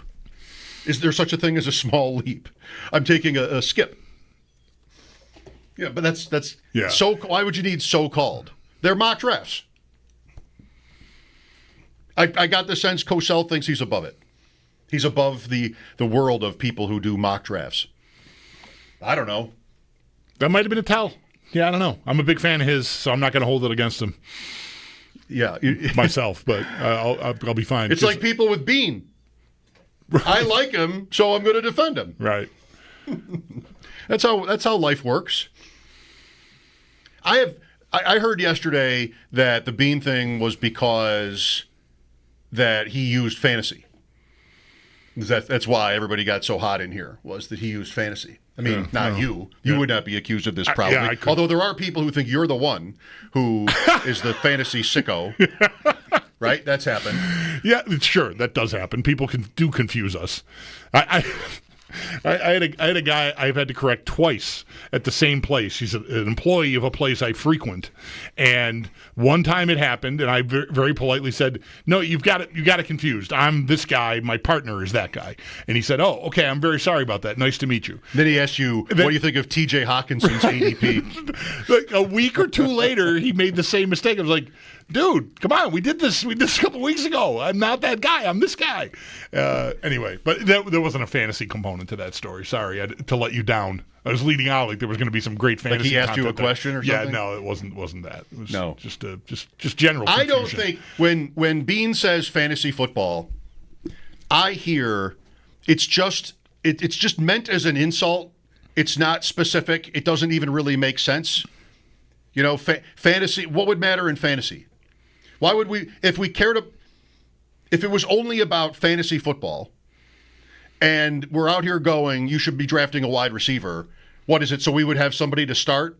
Is it because we like to play fantasy football and we love players. the Bills, Right? so we need you to draft? That's really what. Yeah. If you think about it, and you think like that's what might be logical. There's no. He would just not have an understanding. It would not make sense from either side. There's always other players that you can use in your fantasy football lineup. There's no shortage of them. So you don't need them to be Bills players. Where there's a problem, at least arguably, is when you say fantasy, what I think it really means is it's not just about scoring. Football is more than just scoring. Because that's what fantasy is a form of. Or points. Football is about more than just the guy who actually scores the points. Like that gets credited for the touchdown, right? A lot more goes into it and all that sort of stuff. Sure. Yards and good things. Yeah. And when people try to insult you like he did by calling it fantasy football, it really doesn't make sense. What I think it only exposes is, maybe this didn't need to be exposed, because it's kind of the whole point, is that you're really just not as keen on offense as, you or I would like. That it's more about defense. And you don't even need to hear it, because even without his showing up on our doorstep yesterday morning for an interview, what did they do? And they have drafted offense at other times, I am aware, but not on the same level, especially when, and this is, again, a matter of opinion, although there's a lot of data to support it, when offense is more it. Offense is him, if you want. And, defense is not meaningless, but one way to look at the whole thing is, we've had this conversation dozens of times, because in 5 years, they have lost to Kansas City in the playoffs 4 times. And in every one of those games, they could not get off the field. The game was lost mostly because they could not get stops. This year, it's especially upsetting because Kansas City offensively all year was no good. And when they saw the Bills in the playoffs, it was like, oh, we got it. And then you extrapolate that into what McDermott's value is supposed to be. And now I've got 6 defensive players in the draft and hardly a wide receiver that anybody thinks is that great. Well, The thing yesterday was Beane coming in with, it's not even reasonable to question this. In so many words, it's not reasonable to think, to obsess about or complain about our lack of effort at drafting wide receivers. And I would politely say, I think it absolutely is. And it's not that it's what you had to do. It's a thing you could have done. It's a reasonable idea. Right. And he was at a point yesterday where it's like, this is not reasonable. Yeah. Enough. I would still, I don't know that the opportunity will ever be afforded me or any of us. But I would really like to know what it is that tipped it. Like what did he get? I'm guessing he knew before he went to bed he was going to be on with Jeremy and Joe yesterday morning at 8:30, right? Was he thinking about like, man, I want to defend our guys, which, I understand. You've got a room full of guys who are your receivers, and if they pay attention to the radio, all it sounds, maybe in a certain way, all it sounds like is all we want to do is replace every one of them.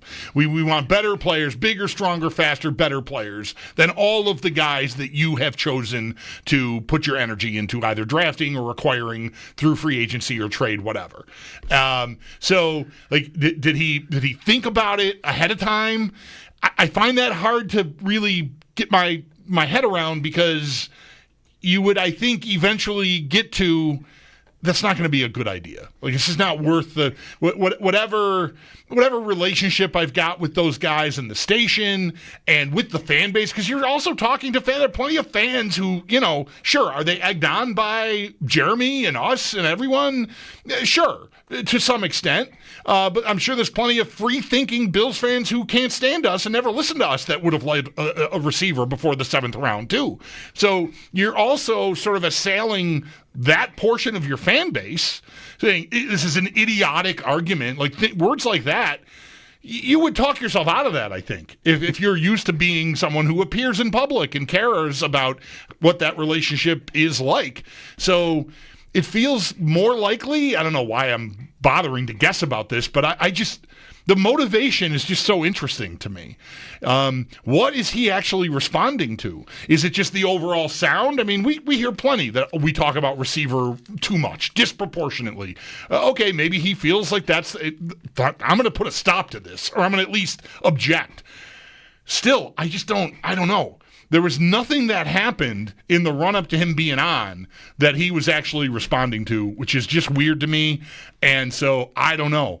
Is there something going on internally over there that is bothering him, that he's like sort of juxtaposing out into the world, that, does someone who matters over there think they don't have enough receivers, and he's already boiling about it? He's just going to take it out on the first person he sees, who happens to be Jeremy and Joe? I don't know. I would love to know privately. It'd be great publicly too, but I'd love to know, like, what tipped it for him. Was it sudden? Was it thought out? Again, probably not, but who knows? I just think it's so interesting that he chose to go that route like that. It just did not, I don't know. To me, when a guy is getting a hard time, like we've all been in a position to be giving these people in these jobs hard times, and we know when we're doing it. I mean, I certainly do, and understand if there's going to be some pushback when I run into this person the next time in person, or they choose to reach out to me to tell me they're just whatever. I just don't see that. Like, this was not like an arranged boxing match. It just didn't seem like the run up to it makes sense with where he ended up. So the wheres and the whys of how it happened are still pretty interesting to me. Think about, if you really do want to analyze it, and not everybody does, at least anymore, that he mentions the Allen pick, right away. You knew he was on his heels. Yeah. Right? I mean, just someday, it's not even conscious necessarily. Like, someday, I just know someday I do this about things that I've talked about, and like, if it ever comes up again, this is what I'm going to say. and maybe that's what happened there. Mike Schopp and the Bulldog here. We'll look for your calls at 803-0550. This is WGR.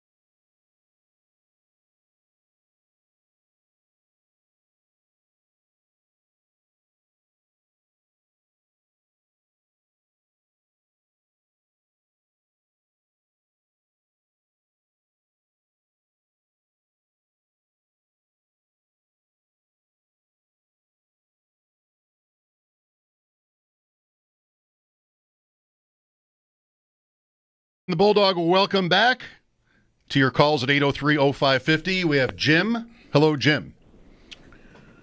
Well, hey, guys. Thanks for taking the call. Thank you. Just wanted to kind of chime in on the whole Beane thing. I've been a big fan of his, and I'm very, very grateful that, the Bills are relevant now and in the mix every season, and it's just such a big improvement over what we had been living with for a long time. But I lost a lot of respect for him yesterday. I felt like he made it personal, and he was kind of punching down and throwing his weight around a little bit, and it just was unbecoming, I think, and not really representative of a real professional. So that's all I got for you. Okay, Jim. Thank you. I feel like that's a lot of people. I like him. I respect him. What was that? Yeah. Here's Brian next. Hi, Brian. Hey, guys. I guess what I would say is it sounded to me like an extension of the end-of-the-year press conference. I mean, he talked about how they're close. We don't got to tear it down. We don't got to make any major changes. We're not just out there losing to anybody. This is the three-time going for 3 championships in a row. We're not just losing to any slappy. And I think they take a lot of pride in 2017. He clearly led with, I got you, Allen. And I kind of think he feels like a made man. Like his resume should be kind of unquestioned. Yeah, you should trust McDermott's defense. Now, I think we've seen this movie before, so it transitions to the way the fans, there's the little pushback because, we've seen Apex McDermott defense. We've seen Tremaine Edmonds, 2 safeties, Hyde and Poyer, that were great. We've seen his defensive line rotation. We've seen Trey White in his prime, and it wasn't good enough. And now, you get 6 more defenders to go plug into his defense, and you're supposed to just trust that. And, oh, by the way, I don't really change on my end on receivers, so I'm still going to starve Allen of receivers. We've got 4 receivers, and Elijah Moore isn't coming either. So I think his tone was a little somber on one Bills drive. I think he kind of knew. He stepped in it a little bit. But I kind of think, I guess my apex point is, like, we're kind of reaching, to me, the culmination of Beane and McDermott. To me, it's getting to the end here. Like, you either win it soon or we're getting to the end. Like, you've shown us the best hand you've got, Beane, and you're not coming off it. You've clearly said, I'm not changing. This is how we build a team. It's not about receivers. It's about the team. But we've seen that. That's the problem. We've seen 2023. Okay, we excused it. They were injured. Then 2024 happened, and you weren't able to stop them in that game either. So high-octane Bills offense, you weren't able to stop it. Ball control Bills offense, weren't able to beat the Chiefs. We've seen McDermott. He'll have the great – I have no opinion. Like, he'll definitely have the regular season. It'll be 17 to 21 points against, and he'll look great. Come playoff time, Joe Burrow comes in here with the Bengals or the Chiefs, I don't think they're going to stop him again. I think he'll play the same exact style. Well, thank you for the call, Brian. Just like with Nick Kostos last week, you haven't been wrong yet. Yeah. I got pretty far into the motivation and, like, what's he thinking and, like, how did this come to be? Because it still really doesn't make a ton of sense to me that he went as hard, Beane went as hard, or chose to go as hard as he did.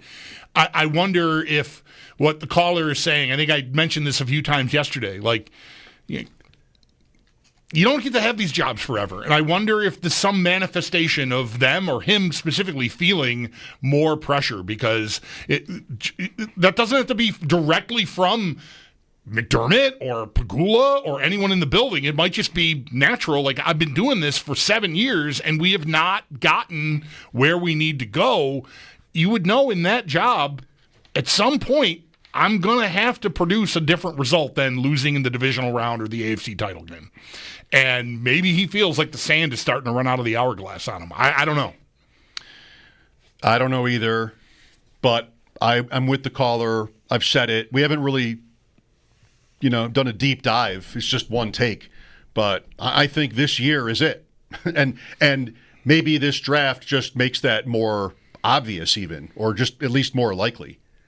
Because it is their defense that has cost them when it counts the most. And this was a year where you played a team, despite its great quarterback, that had not been good on offense at all. And they were good against you, and it was just enough. So if not that, then you really are pretty much at stay as long as you want. I mean, well, this is good enough. We're grateful. Stay as long as you want. But your defense gets you beat in the playoffs again, and then you pour your draft into the defense. Now what? 803-0550. I'm wanting to get past how he sounded and his attitude yesterday, and more just like what this is. We learned more about the philosophy, I guess. Mostly, though, it's evident in the picks themselves. You're welcome to join us. Lines are open. Mike Schopp and the Bulldog, WGR.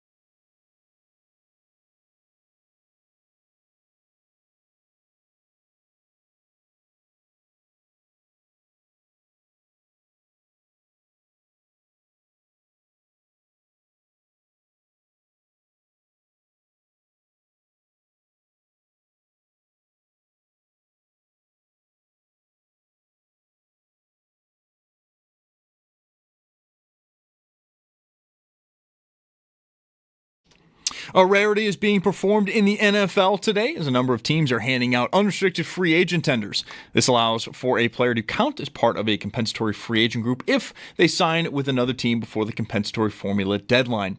That deadline is May 1st, and the players who have been handed that today are Chargers with running back J.K. Dobbins and the Browns with wide receiver Elijah Moore. Moore did visit the Bills yesterday. If either player does not sign with the tending team by July 22nd, that team will have exclusive negotiating rights, and the players will be making at least $3.4 million. The 49ers got one of their big extensions out of the way today. Tight end George Kittle, 4-year, $76.4 million extension. $40 million of that is guaranteed. And the Vikings, they reached a 1-year, $23 million extension with linebacker Andrew Van Ginkel. $22.4 million of this deal is guaranteed. 4 NHL games tonight. Toronto and Carolina, they have a 3-1 series lead. Toronto hosts Ottawa at 7, while New Jersey is in Carolina at 7:30. Then 2 series are tied at 2 games apiece. 9:30 Minnesota at Las Vegas, and then at 10 the Kings host the Edmonton Oilers. Also have 4 games in the NBA. Pacers, Knicks, and Celtics all have 3-1 series leads. Pacers host Milwaukee at 6, 7:30. The Knicks have the Pistons in town. Then 8:30, the Magic are in Boston versus the Celtics. And at 10, we have Denver hosting the Clippers. That series is tied at 2 games apiece. And then in baseball, the Bisons, they are in Iowa against the Cubs at 7:30. That's going to be over on our sister station, the Bet 1520. It's your Paddock Chevrolet Sports Update. Paddock Chevrolet celebrating 90 years of being your hometown dealership. I'm Zach Jones for WGR Sports Radio 550.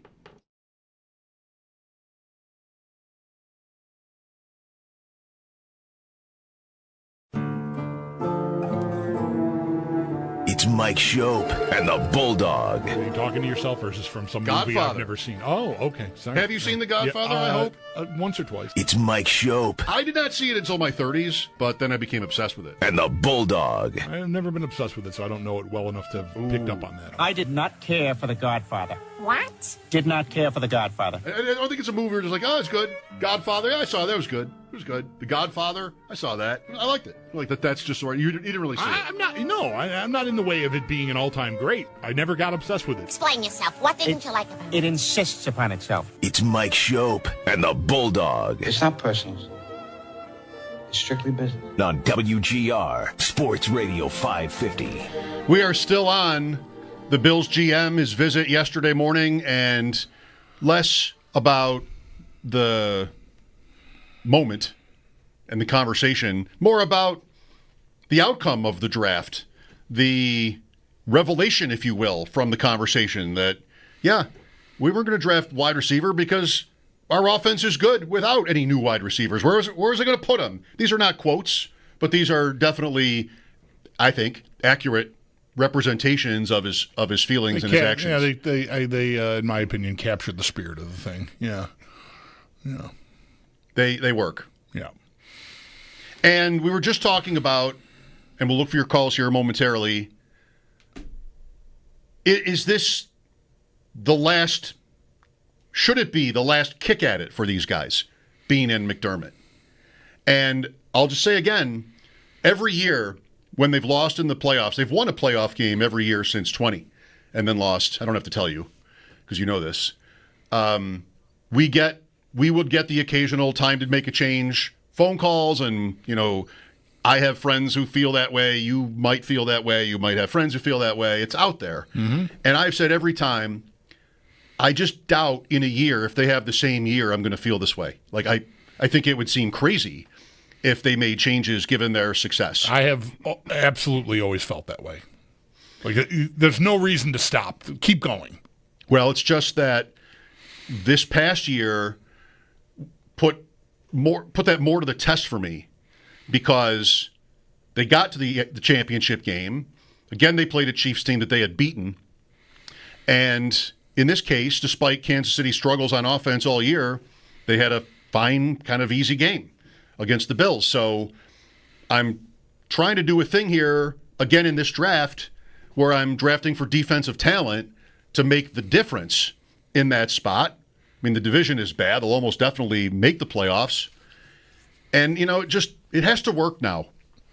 The combination of that football game, and because I can't complain about the offense in that game, and this draft has me at the point. I was already there before the draft, but maybe I'd assumed the draft would be like this. Because we have for most of the last few months. Where now you can't have that again. You can't have another season where you lose in the playoffs because you can't stop Patrick Mahomes for what would be the 5th time in 6 years. Like that's when I'm ready for the check. If they lose some other way, that every season tells a different story, then I don't know. Like maybe there will be reasons to feel differently. But if I have, for the first time in all these years, if I have that season again, I think I'm done. Yeah. So you mean, like, hypothetically, just for instance, that maybe the Bills have a tough game on defense all game long and they're behind, but they get a key fourth quarter stop and get the ball back for the offense, and the offense moves the ball some, but then gets stuck. Maybe there's even a bad call mixed in, but then they turn it over on downs and they lose. That still would be the same, because that's what happened last year. That's what happened the year before. They got the ball back with a chance to win the game both times. Like I got to push back somewhat on the defense keeps costing them these games. Like I know what the stats are. I know what the points per game are. And I don't know, maybe this is the wrong way to do it. But I feel like there's been too much of a swing over to here. And the Eagles, I think, are largely responsible for it because they murdered the Chiefs. And now, like, I should be able to do that. I play them all the time. What did they do that I can't do? Well, I don't need to beat them by 20 or 24 or whatever the final score of that game was. I just need to beat them. And I still, part of my motivation, in addition to Beane and really the Bills as an organization, their own choices, trading for Cooper, talking like they did about Coleman and Kincaid and how much work they need to do to get to where they can really feel like they will be important, impactful players for them, and the way the season ended. I mean, 2 years in a row, I've got the chance to beat you if I can get in the end zone. And, if 13 seconds happens again after that, well, then I've got definitely the defensive problem. And I'm not saying, I can see the defense needs improvement. I would take every time Josh Allen with the ball at the 2-minute warning in your territory where a touchdown wins the game, especially against that team. Like if I'm playing the Jets, then no, I don't expect it to be that tight. But the Chiefs are going to get theirs on you, probably. Even in a down year, we just saw them do it. But, man, I've got a dude, and I've got a chance to win the game.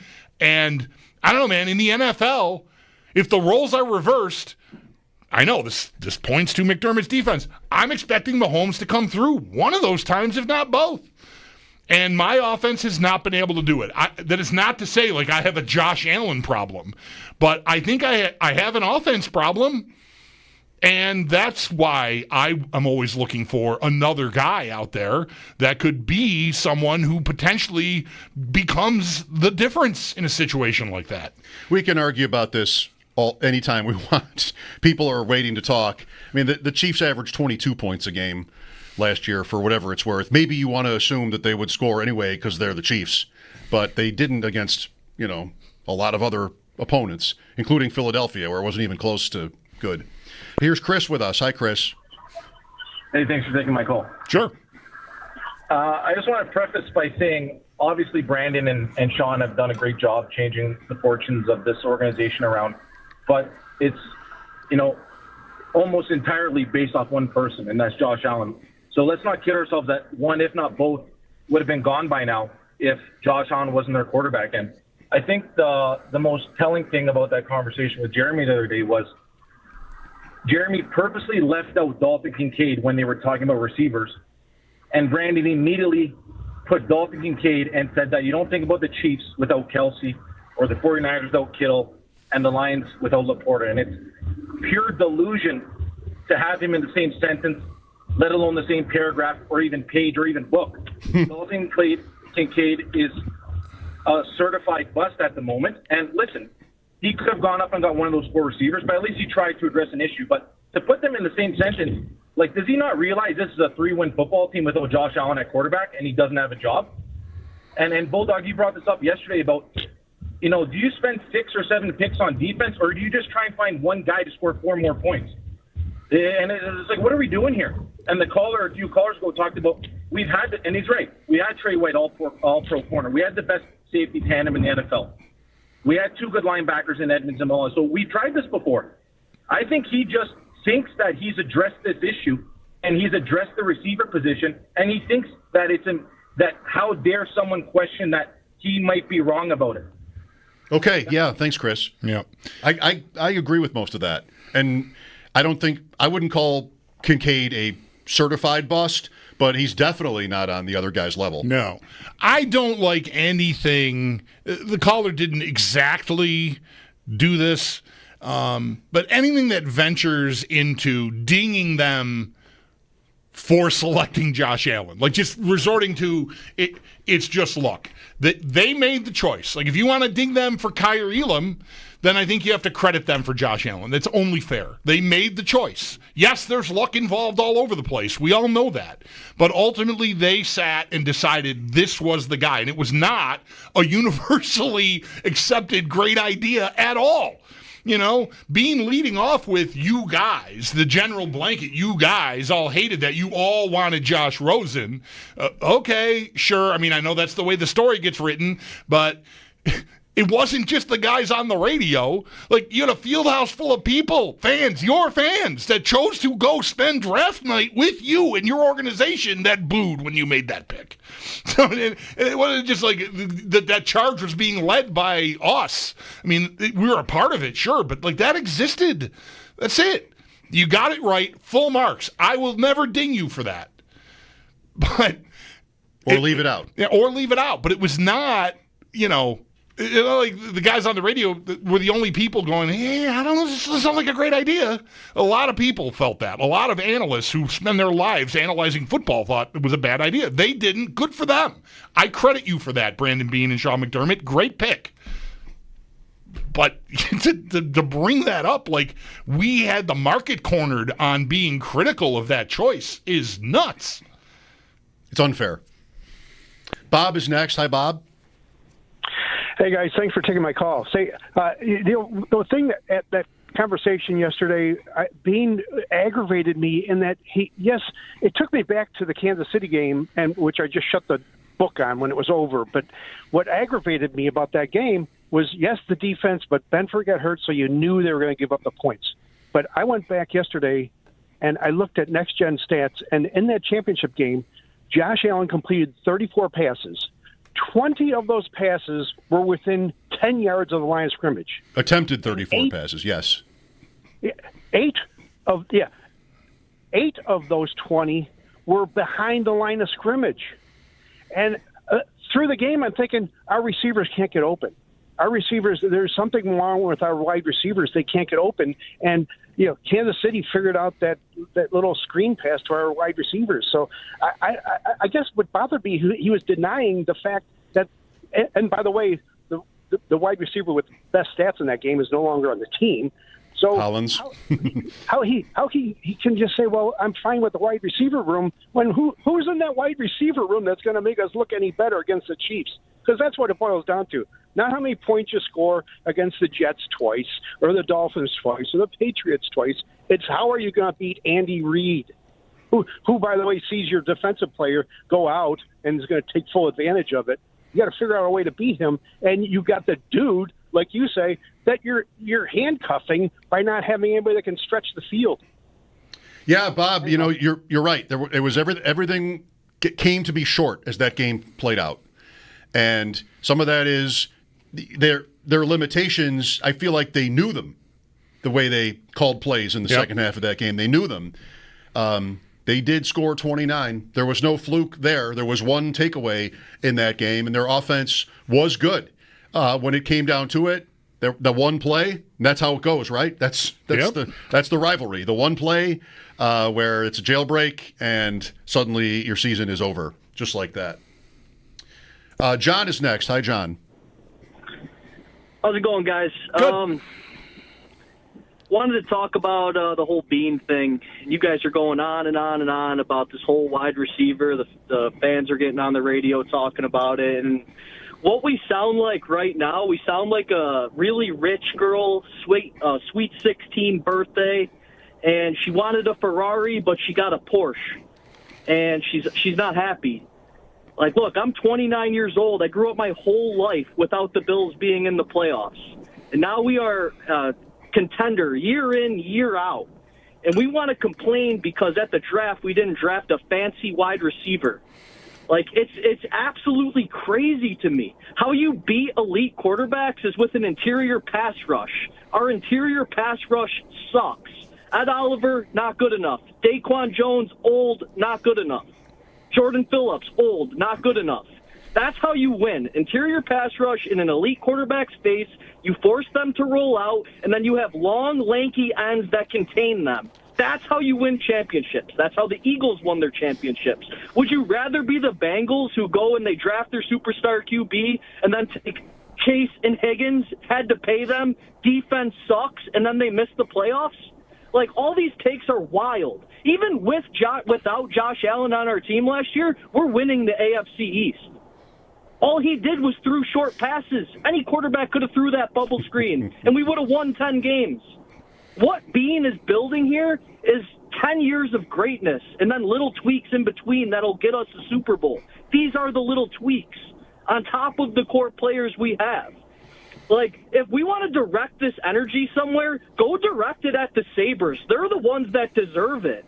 Because if you guys really think that these are the last set of picks Brandon Beane's going to make, we have a hockey team that hasn't made the playoffs in 14 years, as it hasn't fired the GM that hasn't gotten better in 5 years. So this whole bashing Brandon Beane for a wide receiver thing needs to end immediately. Immediately. We sound like spoiled brats. I'm going to hang up and listen. All right, John. It's a great job. That's a great job. Here's Zach next. Hi, Zach. I love that. It's hard to follow up. It's good. What I loved about yesterday was I just felt like both guys were right. I mean, they needed to get better at defense, but my main criticism of Beane was when Jeremy was trying to phrase it in a way where, like, Brandon, would you not agree that, like, you might not prioritize wide receiver like some other teams might, which he got defensive again, and he was kind of dancing around it. The truth is he doesn't value it.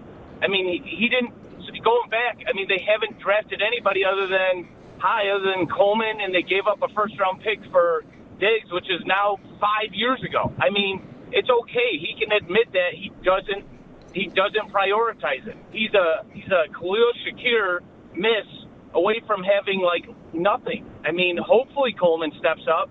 Hopefully this Palmer's a good mid-tier free agent.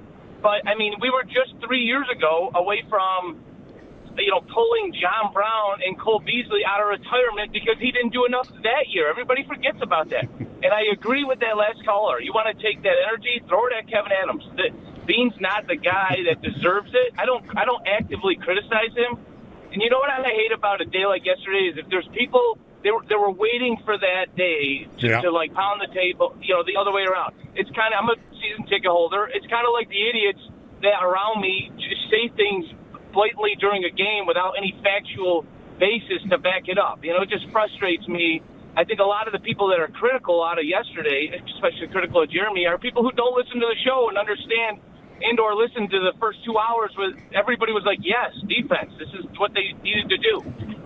It doesn't excuse them for not having gotten enough at receiver. Last thing I'll say, my greatest fear is they don't get the Super Bowl and 2 or 3 years does go by, and all of a sudden we look back and say, did we do enough? Some teams do that. Tom Brady, they were able to not do enough around him. Aaron Rodgers didn't get the first-round receivers, but Peyton Manning did. Some of these guys got these guys and needed it. Time will tell if Josh does. I think Brandon and McDermott will get into a year or two into the new stadium. I don't think it's like a one-year thing, into next year if they don't win the Super Bowl, but I do think they will get those couple of years. Thanks. Thank you. Man, another great job. I hadn't thought about the stadium. I'm not predicting their demise here either. Right. I'm just saying there's a specific season that they've just had. If they were to repeat it after all this investment, that I think I would feel like it's time's up. But I hadn't thought about the stadium. Also, the Ferrari is better than the Porsche. Yes, I think that's right. It's I largely think that's right. That's opinion, but I think that's right. I think that's right. Yeah.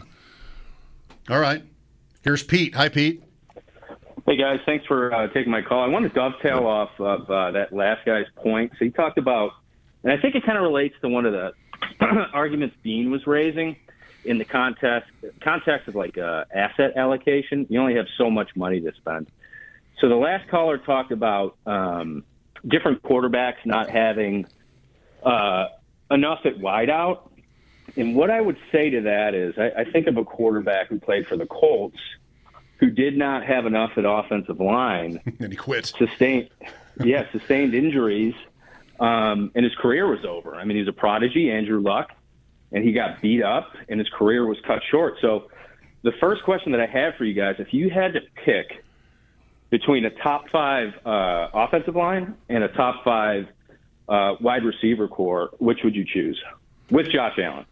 I'd pick receivers easily, but, I mean, how bad is my line then? And if I have a good line, like last year they had a good line, not amazing, good, especially good in how they were durable. They were fortunate that nobody ever came off the field for them up front, and that's always a big point when it comes to the line, continuity. They really benefited from that. But, no, I'd want the receivers because right now I don't know who they have on the team that next year in that spot I'd want the ball to go to. Because last year, it ended up being Kincaid. After an Amari Cooper play went nowhere, that didn't work out. Kincaid hasn't really worked out. It's really, Carl earlier said it, he's Shakir away from just what? And I also, I don't need to say it, but I'm just thinking how during the pre-draft, I was often reminded that they had Curtis Samuel on the roster. Because I would try to think about what they were on offense, and I'd forget about Samuel. And now it's starting to sound like he's important. And just cross your fingers. Right. I think there's gonna be a lot of that. Yeah. I'm sort of processing the great points that have been made here. So I'm sort of I don't know. I don't feel like I've said much in the last 10 minutes or so, but I've really enjoyed the people that have brought what they've brought. So thank you for that.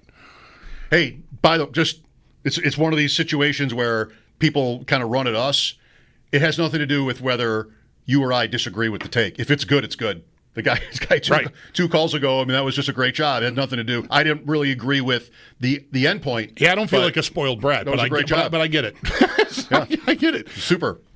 Mike Schopp and the Bulldog at 803-0550. This is WGR.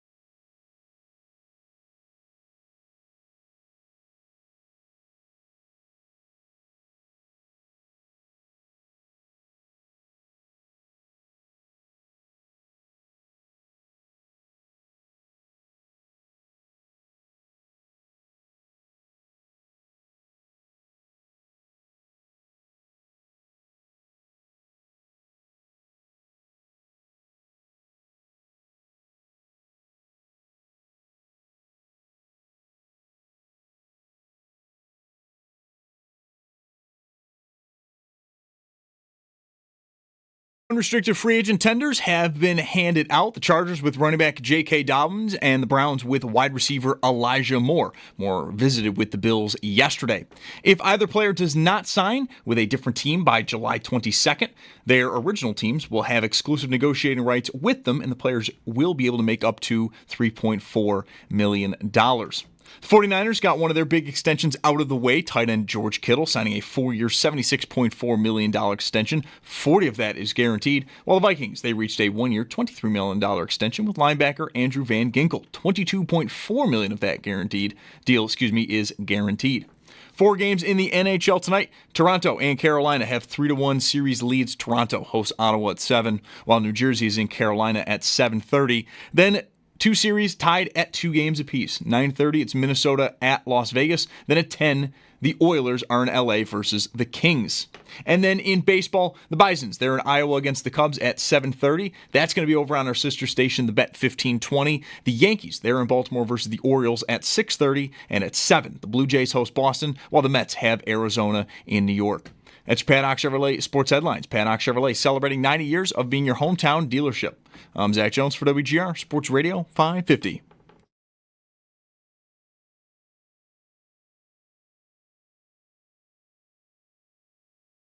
We just showed that we could score 30 points a game for 8 straight games. We averaged over 30 points. We scored the most points of anyone last season when you include the playoffs. So why are we talking about receiver? We like our receivers. We feel strong about our receivers. And in our opinion, it wasn't the deepest receiver class to be trying to peg a player that would fit in our top 4.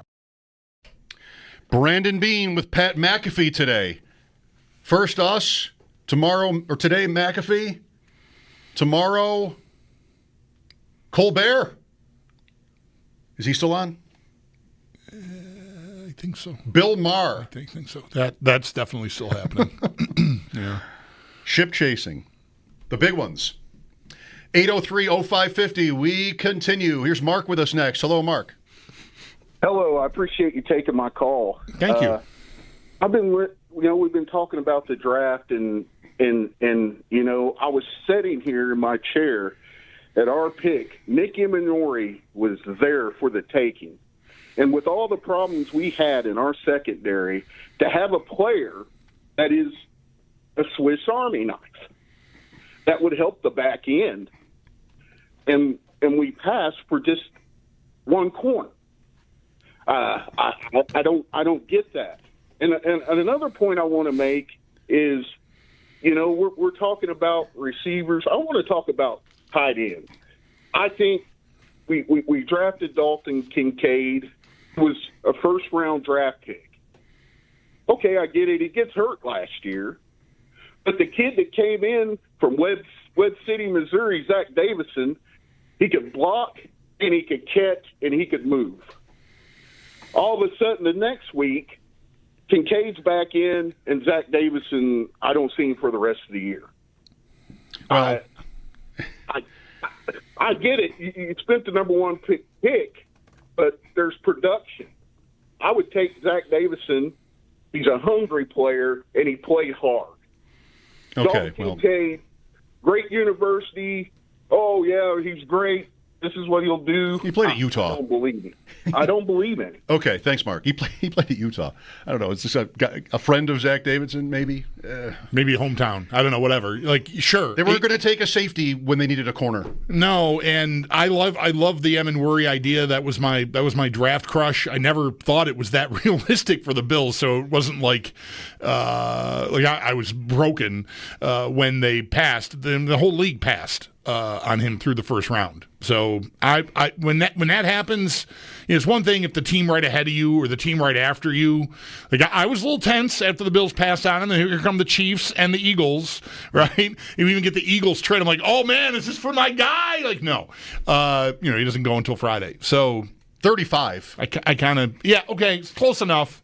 But no, I mean the Bills had bigger needs than that guy. I mean, I appreciate what he could have meant to them, but they needed a corner, and I get it. He went to your Seahawks. Right. Milroe's there, too. Right. That's it. My two draft guys. Torrey Horton, Elijah Arroyo. I have to like the Damian Seahawks. Martinez? I never liked the Seahawks. What am I going to do? I have always liked the Seahawks. I know. Dominic is with us. Hello, Dominic. Hey, fellas, how you doing? Hi, thanks for calling. Yeah. So the whole Brandon Beane thing, I feel like we're looking into it a little bit too deep. Like the way I see it is he's the general manager of the Buffalo Bills. 550 collectively between you guys and the fans calling in. We're Bills Mafia, and I feel like we just got chewed out a little bit. But honestly, with the draft, I was a big receiver guy too, but the more I saw who we were drafting, I got more excited. I mean, how many first teams, second team, All-American SEC players do we get? Big Ten players. I mean, I'm pretty pumped up about that. And then me too. I like it gets lost in the shuffle here. Not that we were the center of the Beane thing. Obviously, it was something that happened on our morning show. But one of the first things I said yesterday is I really like the first 4 picks.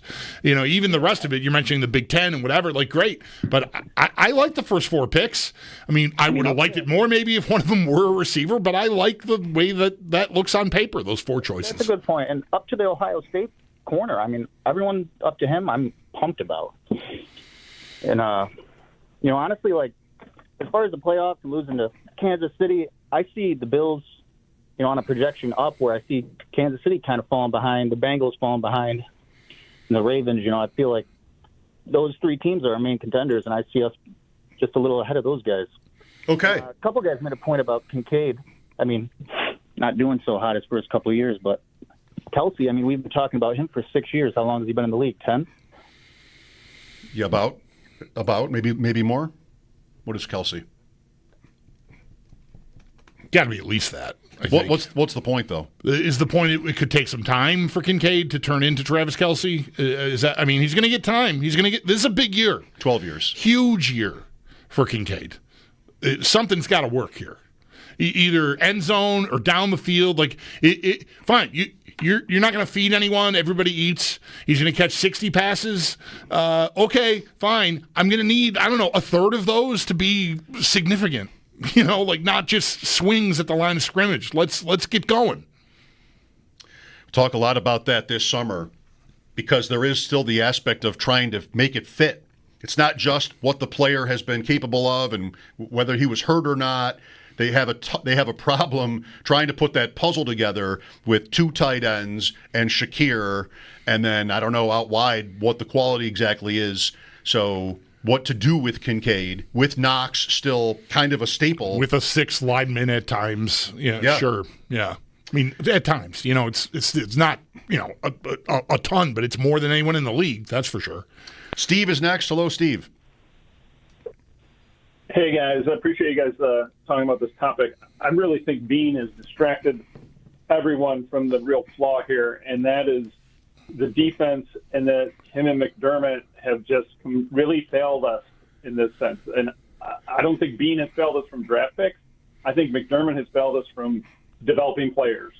You can't tell me that there isn't a defensive player that McDermott doesn't approve of 100%, let alone offensive players when they draft. Those 2 are tied together at the hip. And Kyer Elam was taken because they believed they could fix him, and so I don't consider that a bad draft pick. I consider that, and Boogie Basham and others, players are not developing.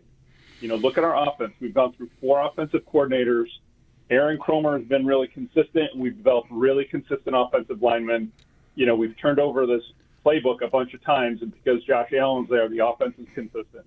I really think McDermott has failed us on the defense, failed us developing players, and I really think the heat is there. And, whether we took a wide receiver this draft pick is irrelevant. It is the defense. Okay.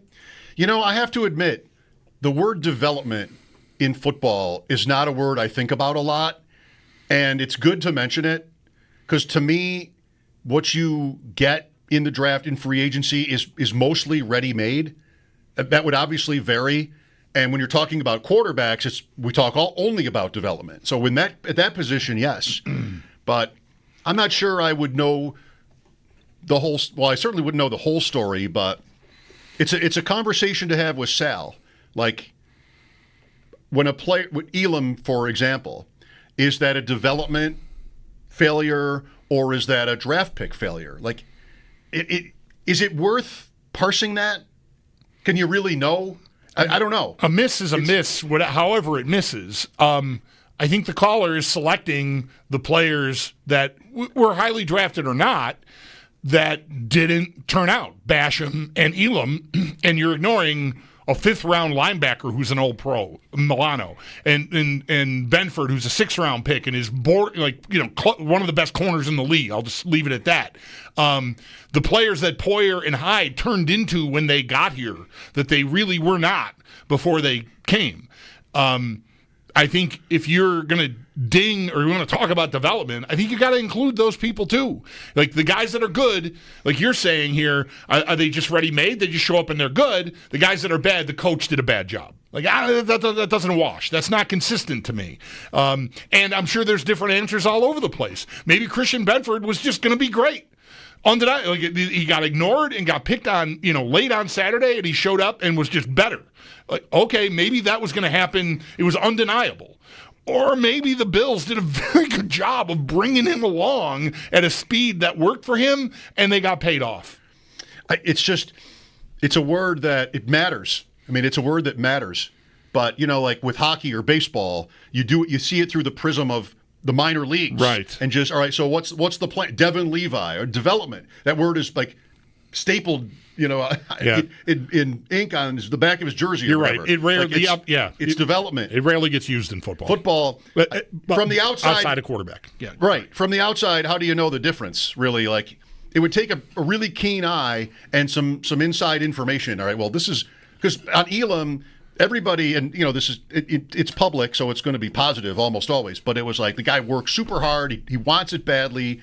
He wasn't like just sort of aloof or anything like that. But he didn't get there. I mean, to say the least, he couldn't even have him on the field. Right. So it's a good word to bring up. Yeah. There's no minor leagues to watch these guys go and spend their time. Like suddenly or debate. We've arrived at a benchmark on the number of games Levi should maybe ideally play in the minors. That does not exist for a first-round pick or a street free agent. I mean, it just doesn't. You're in the league or you're not. Yeah, and Kincaid, in his example, kind of has to go right in. We talked to Sal today about Hairston. They drafted him. You draft him in the first round. You're planning on him starting. Think about just like they're super young. Well, Kincaid's older, but most of these guys are super young enough, and you get in there. You're really not ready for it. You're on a team with very high expectations and great players at a lot of positions around you, and you're just not there, and it starts to weigh on you. And it makes it, every time that something goes wrong, it would make it that much harder to succeed the next time. And then, boom, you're out. Like, it's high stakes. Let's get Jay in here next. Hi, Jay. Hey, how you doing, guys? You're kind of building on a point I want to make, and I might be off on this, and you can tell me, but I think what I heard with Beane yesterday, which was amazing radio, by the way. I think this stuff is so fantastic. I felt the guy in a bit of a panic mode, if that makes any sense. And I think what I see Beane doing, this is just my take, is the fact that I think he's kind of chasing his tail when it comes to the defense. We talked about there's Tremaine Edmonds who got picked, and he's gone. We've got Boogie Basham traded up, and he's gone. Kai Elam, all these guys. Milano has been great, but he's missed a lot of games, and we're talking about a guy who might not even be on the roster next year. So I think with that happening, and then I factor in the Dalton Kincaid pick, and the reason why I say that is I did love the pick because I thought this might be our sort of Travis Kelce. It has not worked out, and I think he's feeling the pressure on that. And then lastly, you add in Von Miller, where I love the pick too, and look where that went. And I think you have a guy who's kind of struggling, trying to put together these pieces he thought he'd have in place for Josh Allen, who at the end of all this is still kind of rescuing us from what could be some really daunting games ahead. So that's where I think Beane's coming from. I think he's been a very good GM. He's made some excellent picks, but I think he's feeling the pressure. And that came out yesterday, unfortunately, in a certain way. Yep. But, we're going to move on and see where these things go. But that's where I think it's coming from. Okay, thanks. Does your dog, Fred, chase his tail? No. Margot is the queen of tail chasing. She should be the video. What is that? What do you mean? Late at night, things are quiet. I move an inch. Like spinning 4, 5, 6 spins at a time, trying to get that tail. So many things trigger the tail chasing. I never even really thought about the phrase my entire life until Margot comes along, Margot the pug. And so my pug socks on today. Well, it's good that she's got. Oh, let's see those on the field. Wow, look at those. Wow. All right. We're getting this? Yeah. I got some pajamas made for the family that have Fred's face on them. Fred pajamas? Fred pajamas. Yeah. Oh, wow. Yeah. I don't know why. I don't see you wearing them. Yeah, no. I did not get them for myself. I got really? I got socks too, and they wore right out. They go figure. Like those ads on Facebook, maybe not the best quality. You fell for that one. Yeah. Mike Schopp and the Bulldog here, 803-0550. The conversation continues here on WGR.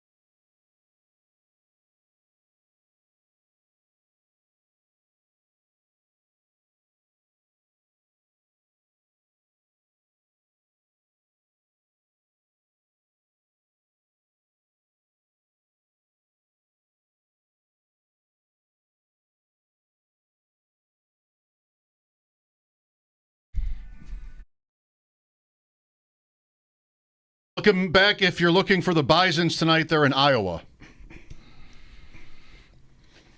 On the radio, look on there. the Bet 1520. A little closer. Check Iowa. I've been to if Iowa. You're trying to find the Bisons. You're not going to make it if you haven't left yet. No. Iowa, it's a long ways. No. Yes. I needed to stop before although I did drive straight back from Dubuque to Buffalo, so I did make it in one shot. Pretty good. Yeah. Here's Tom next. Hi, Tom. Hi, gentlemen. How are you? Great, Tom. Thanks for calling. Hey, my blood pressure's a little bit down because we've had some more sensible callers since I was driving home from work. But was calling in because there was some sentiment that seemed like they wanted to get rid of Brandon Beane and get rid of Sean McDermott. Just want to remind they've won division 5 years in a row. That doesn't come around a whole lot. I would generally put both of them as top 5 coach and GM in the league, and I don't think that that's too much of a stretch. There's probably not too many people unemployed out there that could come in and do half the job that either of them do. So just giving a little nod to both of them. Second, I think, Jeremy sounded a little bit like a scared puppy dog since that call yesterday, and it seems like everybody's kind of circling around and covering for a good radio DJ. I think the 15 minutes that Beane was on was probably the most entertaining 15 minutes I've heard on GR in years. So I think, rather than the shock of kind of getting a little frustration blown off by a GM that had been drafted all weekend, should be sending him a thank you card for the business that he's driving you guys with. We know that. Waited 35 minutes to get online, 30 hours after that happened. So I don't think it's the negative. You guys should probably sell nude pajamas in that time frame. But this is Tom. I'm the pride of Lancaster, and I will hang up and listen to your comments. Okay. Congratulations on being from Lancaster and being so proud of it and being the pride of Lancaster. That's a lot for someone to say about themselves. Obviously, no offense to Jeremy, but Tom did not hear the thing about the chairs. If he thought the Beane was more interesting and entertaining than that, there's that. That's just clearly bad judgment. Yeah. If he heard it, he would have never said that when you found out that I was moving all the chairs around in the conference room. Yeah, as a prank. It was high caliber stuff. Yes, better prank. Got me. Better prank. Yeah, rearranging conference room chairs or calling Shadur Sanders to tell him he'd been drafted. Oh, jeez, man, awful. Nothing funny about that. No, nothing funny about that at all. Tom, seriously, I'm glad you enjoyed the radio. That's all I'll say. I'm glad you enjoyed it. I'm glad everyone who does. That's why we're here. We'll be back after the update. Mike Schopp and the Bulldog, WGR.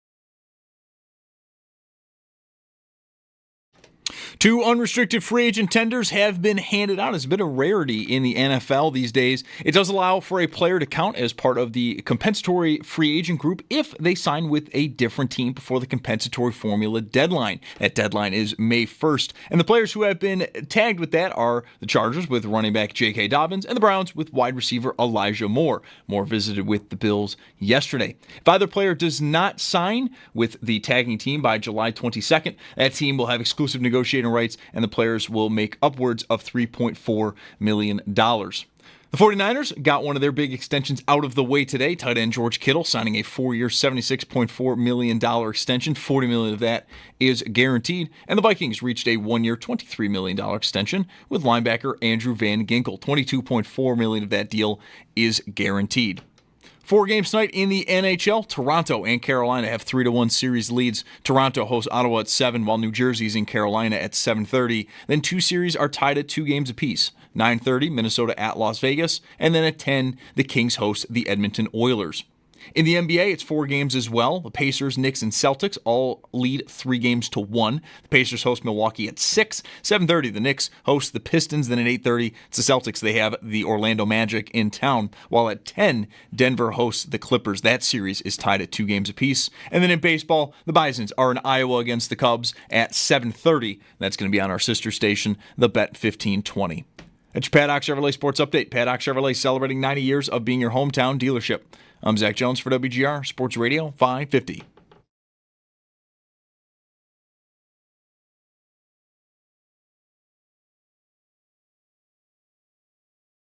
Dope and the Bulldog. It's the talk of the town. It happened here. We're not about to slow down here yet. It really was, I think, almost the talk of the league yesterday, the way that clip of Brandon Beane got around. A lot of people commenting on not just how he sounded. I mean, rare to hear an NFL executive seem so upset, but what he was saying. 803-0550. Here is Cleveland next. Hello, Cleveland. How you doing today, guys? I've been a Buffalo Bills fan since I used to listen to the Bills on the radio in the late 80s, and them and the Dallas Cowboys were perennial losers. I mean, like, they were winning 1 and 2 games a year. So I've been a fan for a long time. And I feel like, we need to remember the GM history of the likes of Russ Brandon and Buddy Nix and Doug Whaley, where we were hoping to break even. So if Beane sounded defiant or defensive, he should have. Because like one of you guys pointed out, it's inconsistent to talk about his misses in the draft without talking about the gems that he made, that he's also found in the draft. And I want to also talk about Kincaid because I think it's unfair to him as well, because I understand what you were saying about, he catches 70 passes his rookie year, let's make them more significant. But we forget the second year, Chase Claypool was supposed to be the number 1 receiver and got hurt in IR. And we basically came out of training camp saying Kincaid was the number 1 pass catcher. Well, sure. Claypool was never supposed to be the number 1 receiver. He wasn't. It was by default. I understand that. But knowing that, the league must have known that as well and would have paid attention to him. And, of course, he's not going to be as significant in his second year.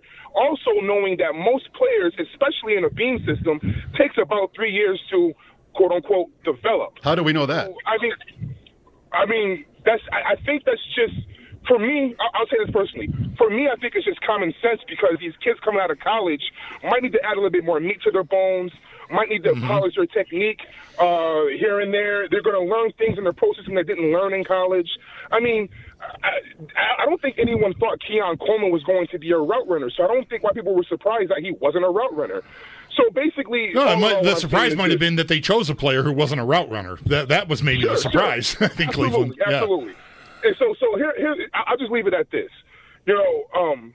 I think McDermott has done a great job. I think Beane's done a great job. I think that we don't give enough credit to Josh Allen making players better. Hell, we had Stephon Diggs when he was one of the best receivers in the league. What's the difference between when we had him and our finish last year? The same. That is no Super Bowl. So obviously, it's not as if a number one wide receiver is that much of a big deal for our offense. Obviously, the issue is our defense has to stop giving up 25, 30 points a game, and that's exactly what we addressed. And I can't understand the nitpicking and the selective outrage because we didn't get a number one receiver. Well, we do our best to explain ourselves. I mean, maybe it's not always easy to understand, and maybe we don't make good points, but we do our best. So hopefully some of it comes across. Yeah. The point about, what do you want to say? Who was outraged about receiver? Outraged. Anyway, go ahead. It's just, I'll wait. The point about life without Beane and McDermott someday is really not going to be an interesting conversation. It isn't an interesting conversation to have. Because for every point you want to make, whatever side you're on, any point you want to make about like how they've topped out, why it's maybe time for a different set of eyes, anything is always going to be met with, don't you remember Kay Stevenson? Don't you remember Buddy Nix? You can remember Buddy Nix and the drought, and have even lived through it, and even, dare I say it, 1984 and 5, and still think, you know what? There are points at which you feel like you can't go any further. Yeah. And that's teams that are not as good as the Bills, where it's more palatable, I suppose. And it's sometimes teams like this. This happens in sports. It happened with Manning's Colts. It happened with Reed's Eagles. It just, it makes sense to think about, all right, I'm good enough to win a championship. I think, why can't I do it? And so what do I do about it? I've drafted offense. I've drafted Dalton Kincaid. It's the year 8. I've drafted all these kind of different players, groups of players, different philosophies, and yet there I am at Arrowhead Stadium, and I can't get a stop, or I can't get a first down, and it's over. You want to just I've said this, you want to just leave it at Beane and McDermott forever? You're going to get to the AFC Championship. I mean, maybe you'll win one, but if you don't, still, you want to just leave it at them forever because you remember the Dick Duran days, or do you want to try something different? And I think both are reasonable, and I think that particular debate is just kind of a ping pong game, and you can kind of know what everybody's going to say. Right, because the person who wants to tell you, like our guest last Wednesday, Nick Costos, from our Odyssey wagering family, they're never going to win with McDermott. If that's your position, and I know that I have close personal friends of mine who feel strongly that way. They haven't been wrong yet. Like, so you're gonna have that on your side, and that's like you got an endless magazine to fire that shot. You're never gonna run out of ammunition because you're never gonna be wrong until they actually win, and then nobody's gonna care that you felt that way. And it's most notably probably you. Whoops. So look, all everyone's trying to do here is figure out how to get them to the place we all want to go. And, none of us have any real power in that equation. We're just observing and talking. Beane has not had a rough ride here from fans or media because they've won 5 AFC East titles in a row, and they've hit on enough players, and enough people give them credit for the good players they hit, and don't discredit them as that was lucky, but boy, Kyer Elam, what a horrible miss. Most fans are, more down the middle, like, this is pretty good. But what we're trying to do, like the funnel, you're going up and up and up and up, and eventually you get to the spot where, like, you got to squeeze through there, and they haven't squeezed through yet. And so it is nitpicking. Absolutely. Guilty. Because what we're trying to do is figure out how they can do the hardest thing to do, which is not just beat the Chiefs, but then beat some other team from the NFC that hopefully isn't having like some miracle Mark Rippon MVP year or something. Like, you got to get there and you got to get it done. And so the job is no longer to just be pretty good and end the drought and even win the division. You keep going up, and the demands get stronger and harder to accomplish. That is life, climbing the ladder. So I don't envy where they are, because right now on the timeline, I think, at some point, I don't know that it'll be this year definitively that I'll even feel that way, but at some point they got to figure out how to finish this, how to close it out. And until they do, this is the conversation. I guess I take exception to the word nitpicking because it's like somewhat insulting, at least. What's another way to put it? You're trying to perfect it. Is that nitpicking? I've got a team that's like A- grade, A to A- grade, but it's not A+. Should I leave it? Leave it alone and just keep doing what I'm doing? And, people think, yes. I've thought it, previously. Just, yes. Is it nitpicking to want to improve from here? I don't think it's nitpicking. I think you're pointing. It's kind of like inherent to our jobs. You're pointing out their flaws and the concerns as a rule. Like that's what we're here for. It's what we do. And it hasn't, like you said about Beane, it hasn't been easy the last few years to find, okay, we got to talk about this. This is bad. Because very little almost anything has been bad. It's not. This isn't nitpicking. This is, all right, well, it's tougher when it's this way. It's easy when you're the Browns. We need everything. Right. There's no bad idea. Yeah, the Sabres. The drought was easy. I mean, right. it was. it was. It was terrible, and it was demoralizing and taxing emotionally. But from a what should they do standpoint, I mean, it was endless. Draft a quarterback. Don't draft a quarterback. Fix the offensive line. I mean, it was always there. This is, the margins. Fire the coach. Who says no? When it's like that, who says no? Right. Only Paul says no, because Paul will tell you, how do you know you're going to get somebody better? And a lot of people would say that too. Well, the somebody better point, look, to me, to make that argument, I don't really need Dick Duran or Kay Stevenson. What I might rather think about is Phil Housley and Ralph Kruger and Jason Bottrell and Tim Murray and other people who have failed at the job when hired by Terry Pegula.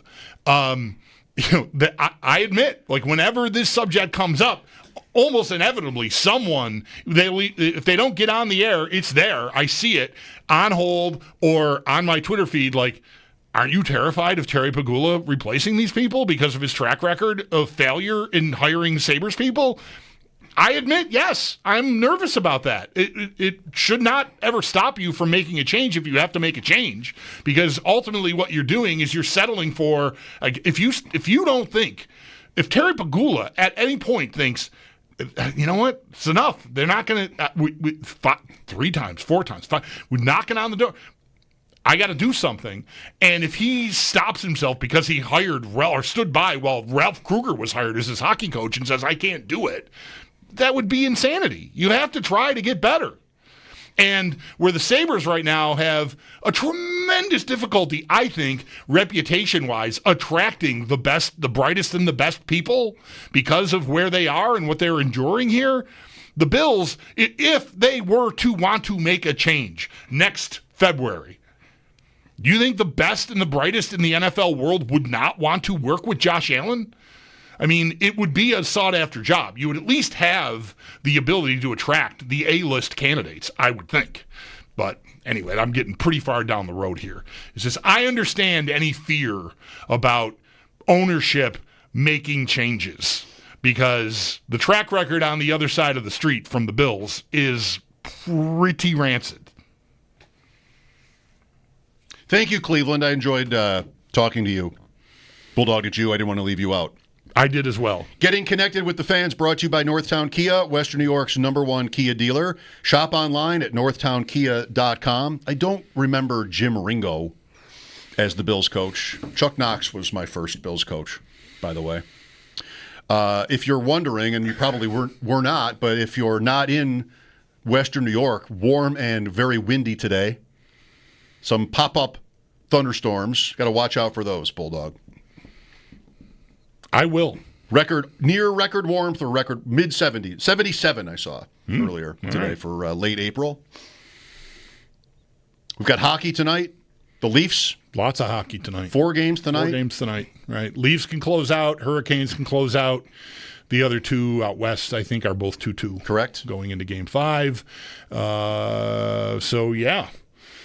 Also in personal news, I just drafted Joe Flacco in a league. Well, good for you. So lay out for me what you would want to have happen if you were the Browns. Not some like miracle Sanders or Dylan Gabriel as rookies are just undeniable, and you have Russell Wilson as a rookie on your hands. I mean, what would be your plan? Whether the coach was behind drafting Sanders after they drafted another rookie or not, that's what he's got now. And he's got Joe Flacco, and he's got Kenny Pickett and Watson, but Watson won't be there. Right. So how would you play it? They're having these meetings right now. How are we going to do this? I would get rid of one of the veterans. You would? Yes. I've got 2 young guys and someone who's got experience, and maybe Flacco's the guy I hang on to, because at least I know he helped me get to the playoffs 2 years ago. Maybe I can expect some of that to still reoccur here. And so I think I would want, for like practical purposes, a 4-man competition doesn't seem that great an idea to me. 3 can be hard enough, I think. So I think I would want the other 2 guys to have a chance to get enough snaps to have it matter, with only one of the veterans in the way. And I think the talent, I mean, look, I did not like Sanders as an idea, as a first-round pick.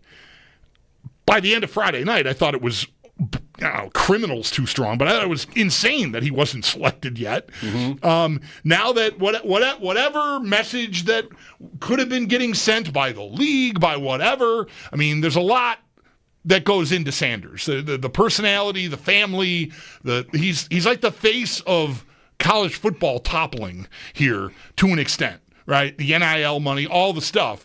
And so it's conceivable to me that the league in mass wanted to just teach him a lesson. Just hold him down a little bit and humble him. And I don't know, mission accomplished, but he should absolutely, to me, be more talented than the other kid they drafted.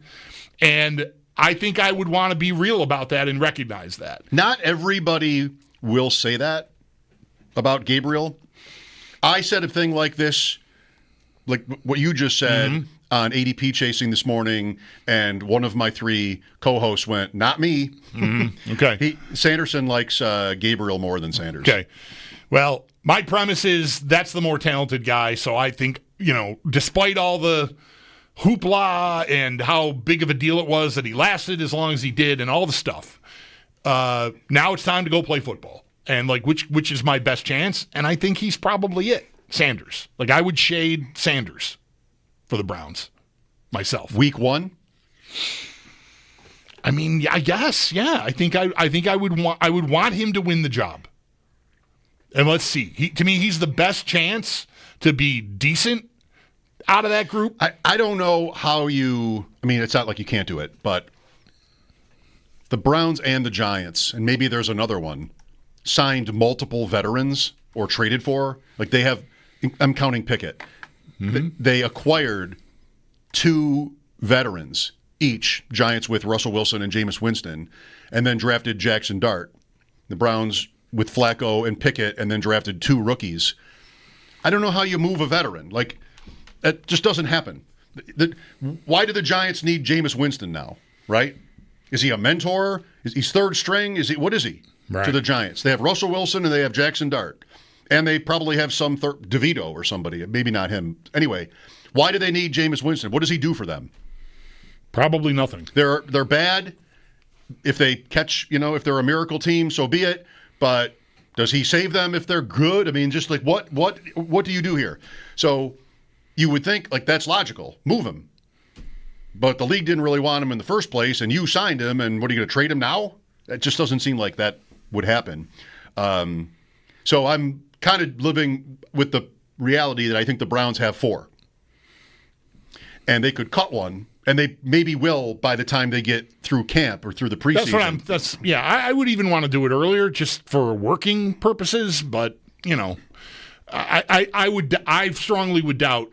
I guess I would want to say in both cases, both teams, I know the scenarios are different. The level of prospect is different, although, I don't know, I guess a week ago, many people didn't think that Jackson Dart and Shadur Sanders were that far apart in the draft, but they ended up being, 100 picks or more apart in the actual draft. I don't think either team goes with the two veterans. One of them is going to play. The other one is in the way of the kid, or a kid, or maybe even two kids. So I would expect both of those teams it might take until the end of August, but I would expect Winston and Pickett to be available to a team that goes, oh, my backup got hurt. I need a guy. You're Flacco over Pickett. Yes. And we're both Wilson over Winston. Yes. Okay. But I think both scenarios, I would expect one of those veteran guys to go. And in my case, I'm saying Winston and Pickett. Yeah. Eventually. Yeah. What do you even do with them in the preseason? What needs to be shown? You have no plans for Jameis Winston. You have no plans for him at all. You want to see Dart, get him work in the preseason. Maybe you want to see Wilson. It's a new team. Yep. Winston doesn't probably sit the whole time, but what is the actual purpose of it? Well, let's just throw Jameis in there. Why? Well, he's never going to run our offense. He's never going to be on. Right. You just don't do that either. You keep him around until the final preseason game. He plays every snap of it, and then you cut him. Which is horrible, but that would be my most likely outcome. You're saying that that's like even optimal, which maybe it is. Yeah. I don't know. Yeah. Nobody gets hurt. Right. I mean, the Bills have brought in quarterbacks to do that, and with the sole intention of cutting them the next day. Then that's exactly what they did. I went to one of those games. Was that Leinart or Vince Young? Who did I watch at the stadium one night when it was one of those games? Didn't I watch one of them? I don't know. Both, maybe? Neither was on the Bills for a regular season game. Right. Right? Chris Sims is another. No, not Chris, Matt Sims. Matt Sims played. It couldn't have been that one because that was in Detroit. He made the most hilarious-looking play you've ever seen in your life. He was behind Manuel, maybe? I remember where I was. I wasn't at the game. I remember where I was when I was watching it, though. Yeah. Holy cow. The Bills lose like 38-7 or something like that, maybe? And those glorious Bills-Lions preseason years, the many years of that rivalry. Best preseason rivalry in the league. I think if you don't know what we're talking about, I could go find. You're too young. You're YouTube versed. I think, put in the search engine at YouTube, Matt Sims Bills, and I'd be stunned if any other play comes up than the play I'm talking about. That's one of the most hilarious plays you've ever seen in I'll use finger quotes, NFL game. 18 it was a fourth preseason game. Million views. Sal joined us before to get into some other draft topics. That's next. Mike Schopp and the Bulldog, WGR.